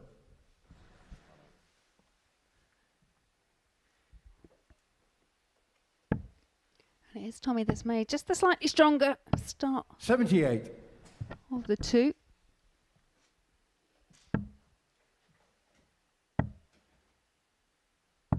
96. I don't know about you, this does not have the feel, I might regret saying these words out loud, but it doesn't have the feel of a match that is going to be 1-0. I think it will be quick. 91. I see what you mean, but be prepared to eat those words if somebody finds their best game of the week. I most certainly will. 41. I mean, Tommy Morris will have to go some to beat his best game of the week because that was an average of 111. Indeed. But he's in the mood. 74. It's a big ask for Coleman to get this first leg. He's gone Goldilocks on the treble. 61. Dominic Carr, 40. This is where Morris must be sharp if he wants that weekly title. He can't afford to have doubling like it was in the first game of the night. Yeah, no major adjustment made with the second dart, but a good one made with the third dart. Second leg actually through first. We've used the word maturity quite a lot tonight, Laura. Have we just seen it again on dart 3 with that little step off? He can be really, really quick and too quick for himself sometimes. But he stepped away and he figured it out. 80. Well, I commented that there was no adjustment with that third dart. So, yeah, absolutely taking that pause, coming back up and then resetting the shot. 60. It paid dividends. If we are going to be fair, when Morris lost the final of week 2 in the previous series to Kiana van Velsen, that was an upset. I think if Coleman were to beat him, 58. It wouldn't really be seen that way. No, totally agree. And I think for Morris, that final with Van Velzen, he just could not cope with the pace 91. Of Van Velzen. This should be the perfect pace for both these players. Yep, no excuses here. 100. Stay straight, and you will be on a finish for 2-0. 99. I don't get that at all. That's one of those tactical mistakes that you just can't make. Why would you opt for 131 over 130, even if you just threw a nice big straight 20? I've got a headache from shaking my head at that one. That was an error. If he'd hit it, fair enough, great shot. 96. Ashley Carr, 43.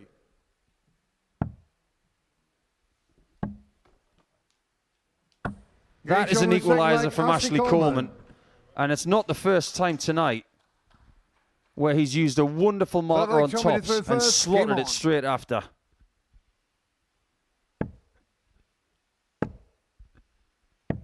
$57. Joe Cullen famously once said when he was winning his first PDC title that he learned more about himself as a dart player in a last leg shootout than his entire career. 100. In order to get that learning experience, you've got to keep making finals. And we can say that both parties 58 have made multiple finals now. Yes, but only one can add their name to that winner's circle. 40. Both have talked up their game, in essence, so far this week. Both very much have that 96. air of confidence about them that perhaps we haven't seen from them here before at the Super Series. 60. It even took Neil Duff a few attempts to get that weekly win, and now he's got 7. He seems to have got that down to a fine art form, hasn't he? 139. Dominic Carr, 144. Don't get this wrong. It might. 100. 2-1 Ashley Coleman. Carr, 74. He hasn't been in front yet.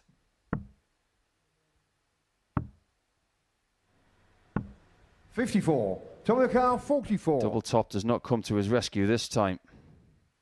These are the chances in your own mind. You have to hit them. 12. Ashley It's Carr, another 20. slip, and it could prove to be a costly one as Coleman is looking up to double 5. That looks like a good guide, and he can't use it. Dominic Carr, 32. This is where this final's going to be won and lost. Who can hold it together on the doubles? Because already it's 1 from 6 for both. It's changed for Morris. But maybe on another night he wouldn't have had that chance. And despite 84. the talking up of the game, we saw some fragility in that opening match from Morris, where we were questioning whether he was just wanting it that little bit too much.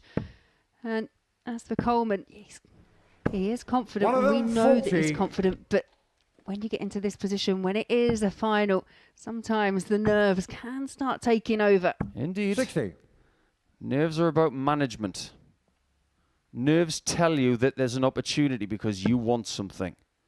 How do you manage that so you can play it to the best of your ability? You don't eliminate nerves, you work with them. If you can let me know the secret, please.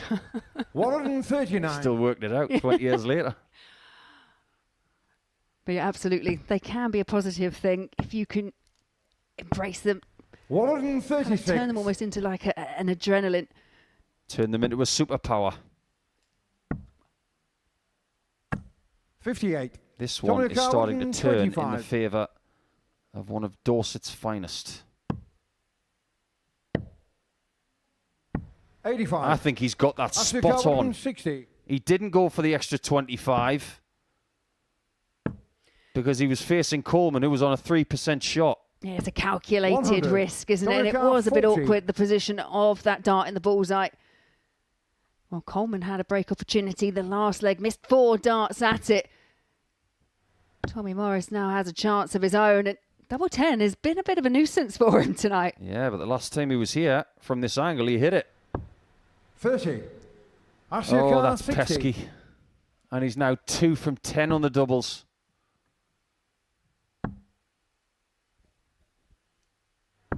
Coleman does hit his third 20 of that visit. And it's 2-2. Game on.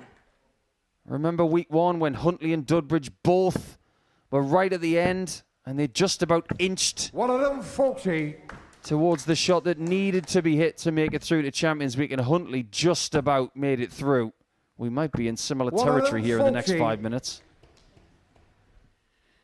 Yeah, 2 apiece. Both players on 3-6-1, having opened up leg 5 with a 140.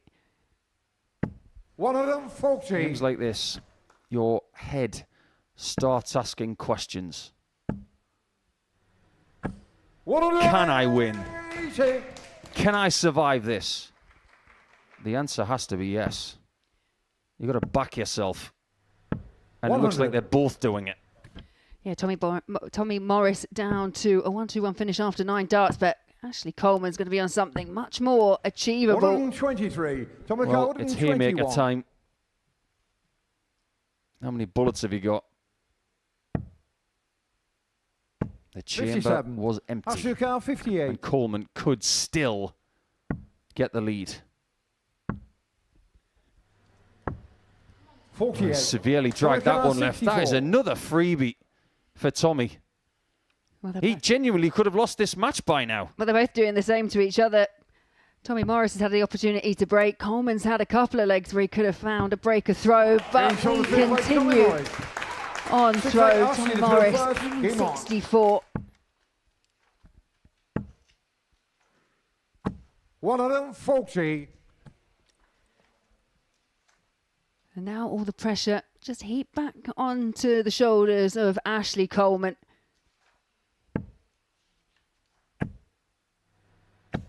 This has turned into a very, very good final. Yeah, the 6th 140 score for Tommy Morris of the match. Well, Tommy's already in new territory here because when he lost to Van Velsen in week 2 of Series 13, he only had 2 legs in the bank. He's already 57. got 3. So it's his turn now to learn from something he's never experienced. Can he get the opportunity? That's the immediate question. It's not about winning the leg. It's, can I get a chance? Well, he may not 134. get a chance in this particular leg, but he has left himself on the biggest finish of all. Double 12. 74. Well, this will be some way to end the week. To get your first weekly title. Really? Really?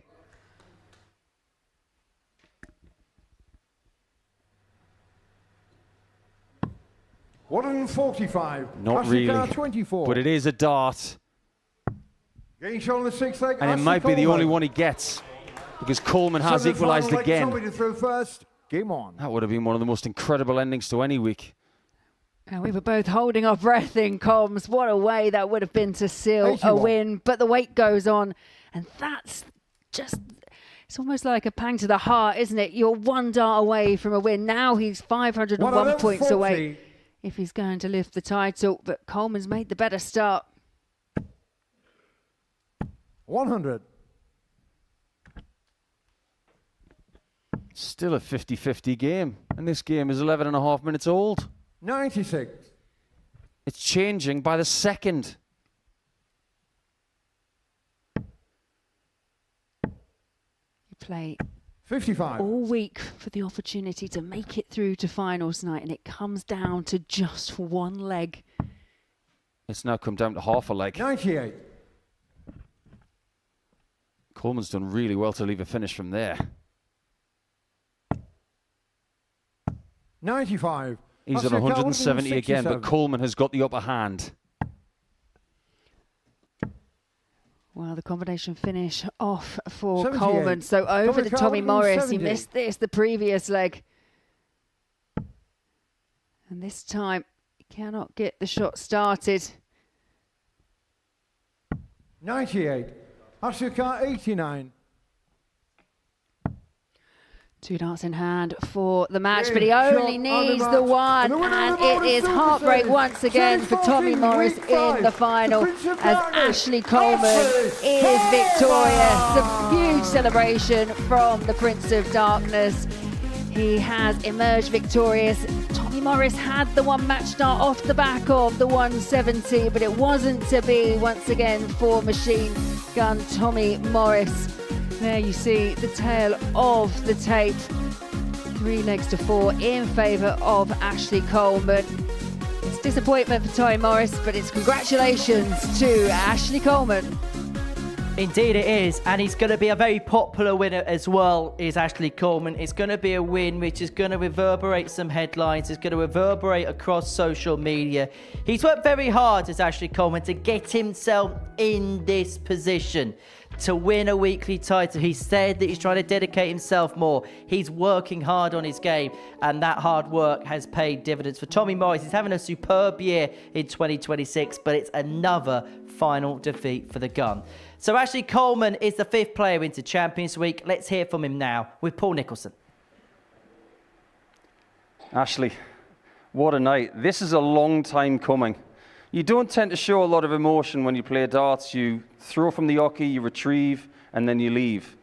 But you're not leaving because you've got a medal. How do you feel? Unreal. Absolutely unreal.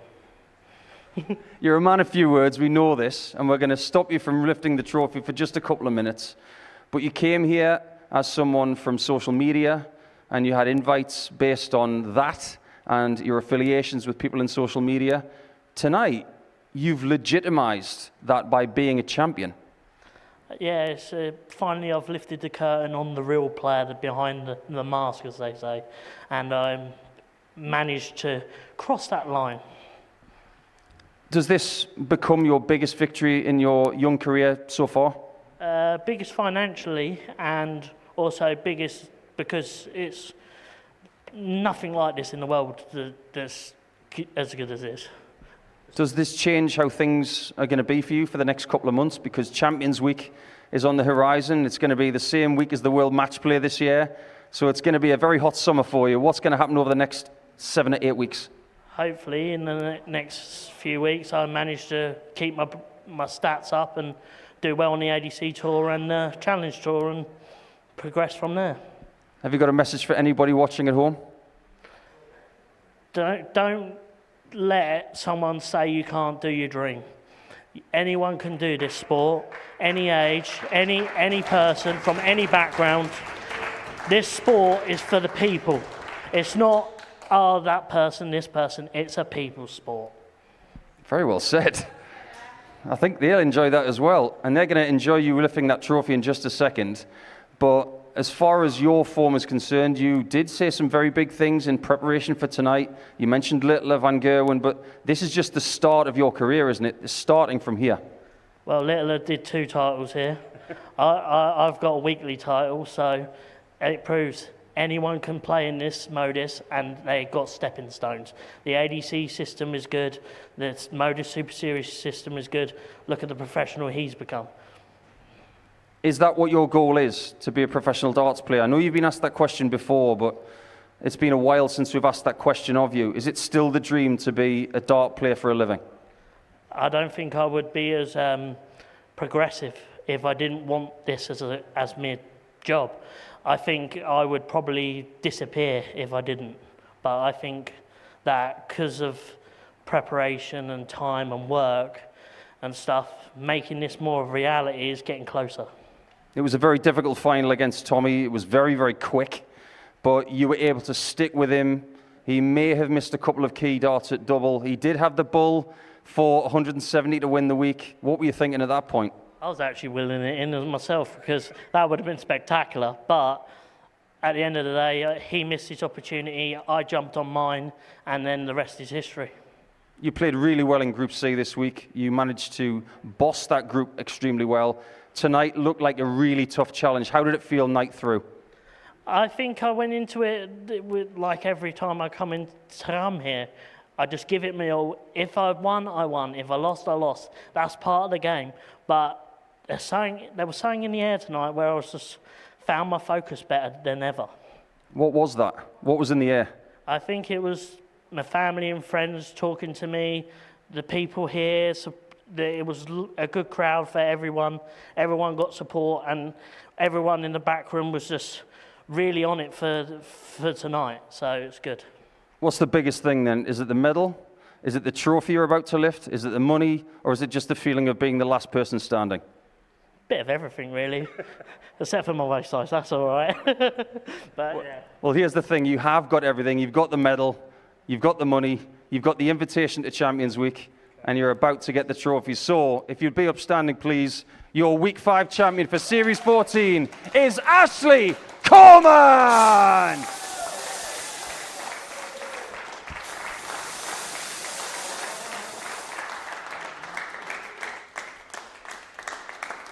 So Ashley Coleman is the 5th player through to Champions Week. There's so much, Laura Turner, to unpack. We'll talk about the game in a second, but there's so much from that interview to unpack. And he said tonight, the curtain behind the mask has finally been unveiled. This feels like a huge stepping stone. And we've spoken about Ashley's story here before. And it is a story of never say quit. Whatever happens, the adversity, you always find a way through.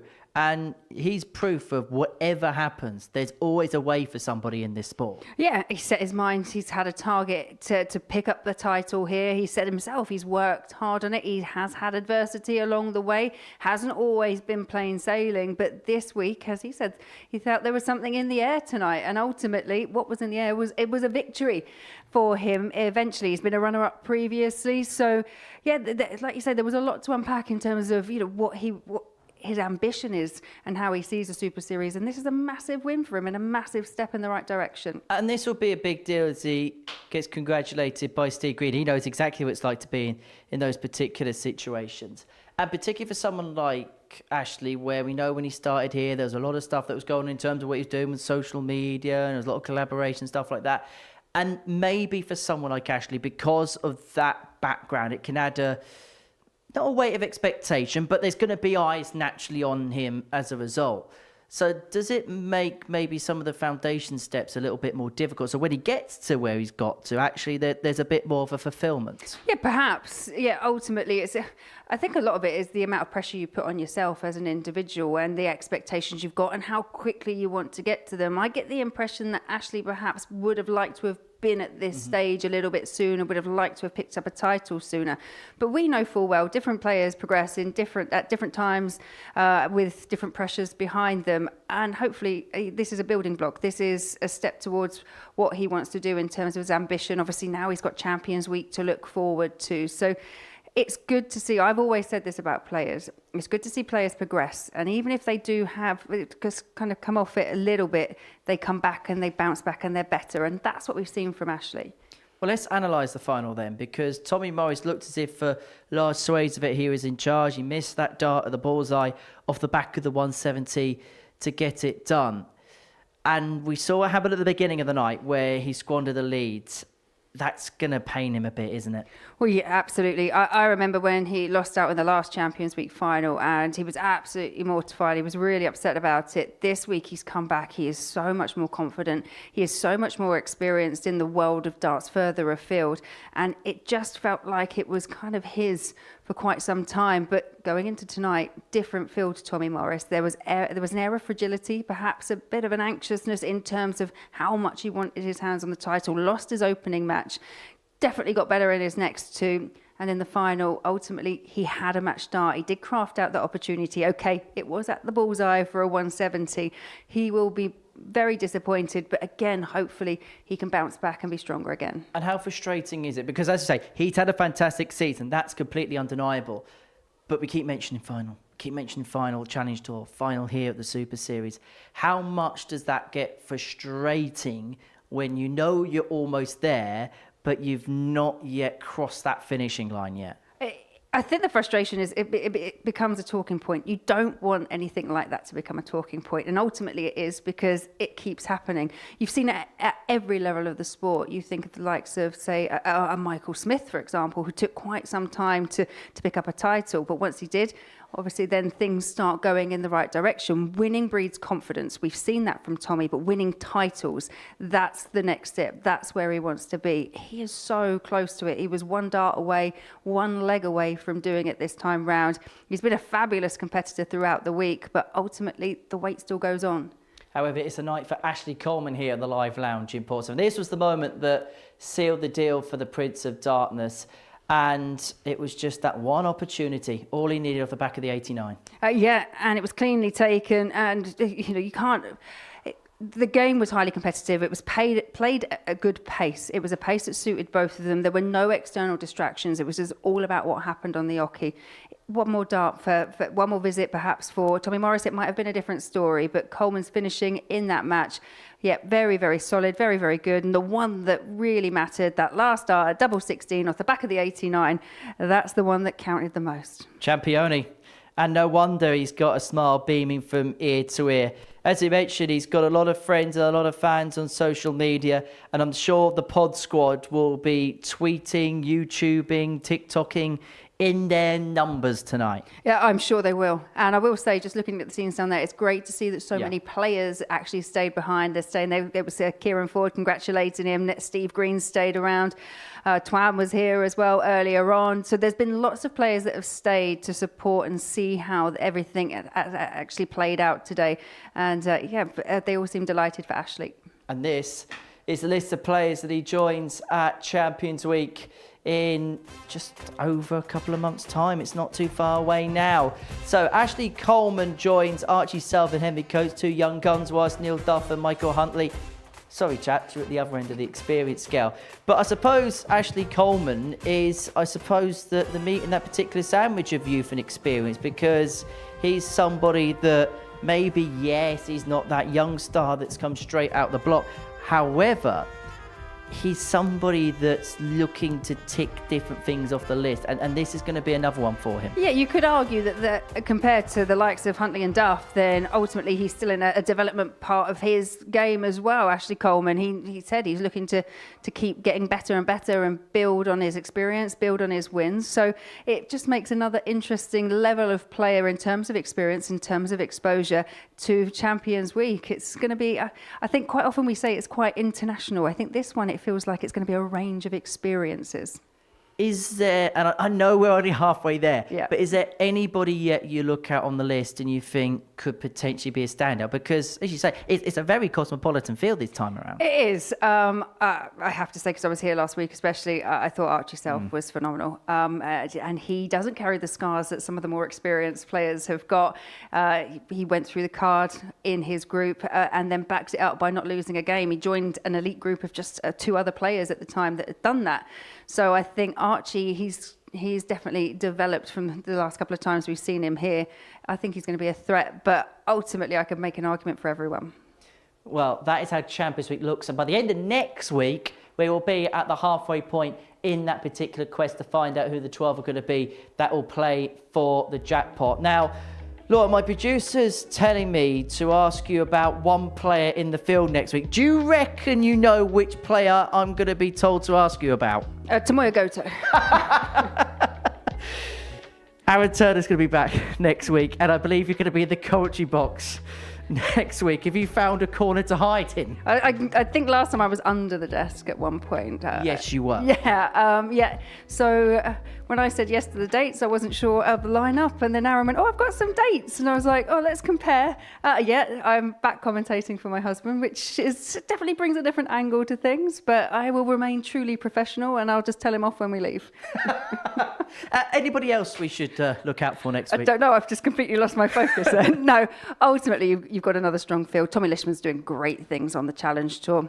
Good to see Tomoya Goto actually back. I didn't mention him for no reason. We have got Brian Roman as well. Brian, former WDF/BDO #1. So there's a lot of good names in there. But yeah, ultimately, I guess, who's going to win next week? Aaron, if you're going to ask me, because I've got to say that, haven't I? Impartiality means no bounds here. Just very quickly, in a sentence, how would you sum tonight up? Yeah, thoroughly entertaining. There was a few twists and turns that we perhaps weren't expecting along the way, but ultimately, I think one of the standout players of the week managed to rise to the top, and just disappointment for Tommy Morris, and that weight goes on. Well, Laura, thank you very much. I'll see you again soon. Plenty coming up across Pluto TV. Coming up next, it is the story of Stephen Bunting. We'll be charting the Bullets' rise from Lakeside champion to Masters winner, and a man who has certainly taken social media by storm. Then tomorrow for around 5 to 1, we've got the Rising Stars Challenge. Now, they're the stars of the future. However, they're going to be playing with a very, very old die. You'll find out how they get on with that tomorrow lunchtime. Whilst on Monday morning, Keegan Brown is swapping the mic for the darts on the Oki. He's looking for a second weekly title, and his campaign gets underway on Monday morning from 9:30. So you can see him in action there. And then, of course, they're all building towards same time, same place next week. And by the end of next week, we will know half of the field that will be at Champions Week 14. But as far as we're concerned, it's the Prince of Darkness that was the ray of light on this Saturday night. He is into Champions Week. Bye from us.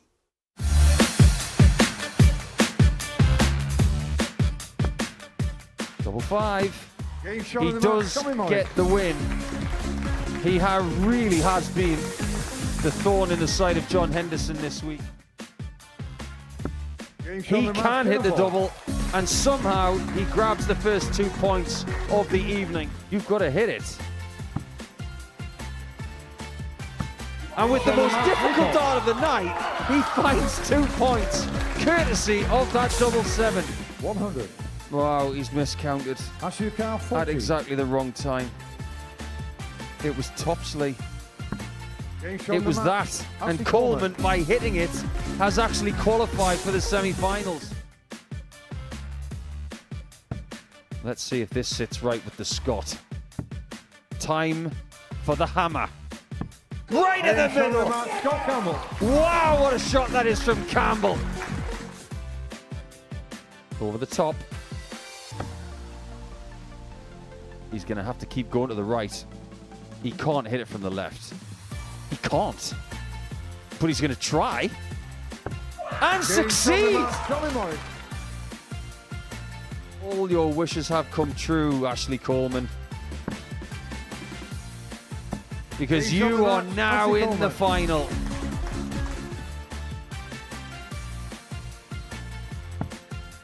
Two darts in hand for the match, but he only needs the one, and it is heartbreak once again for Tommy Morris in the final as Ashley Coleman is victorious. Your Week 5 champion for Series 14 is Ashley Coleman!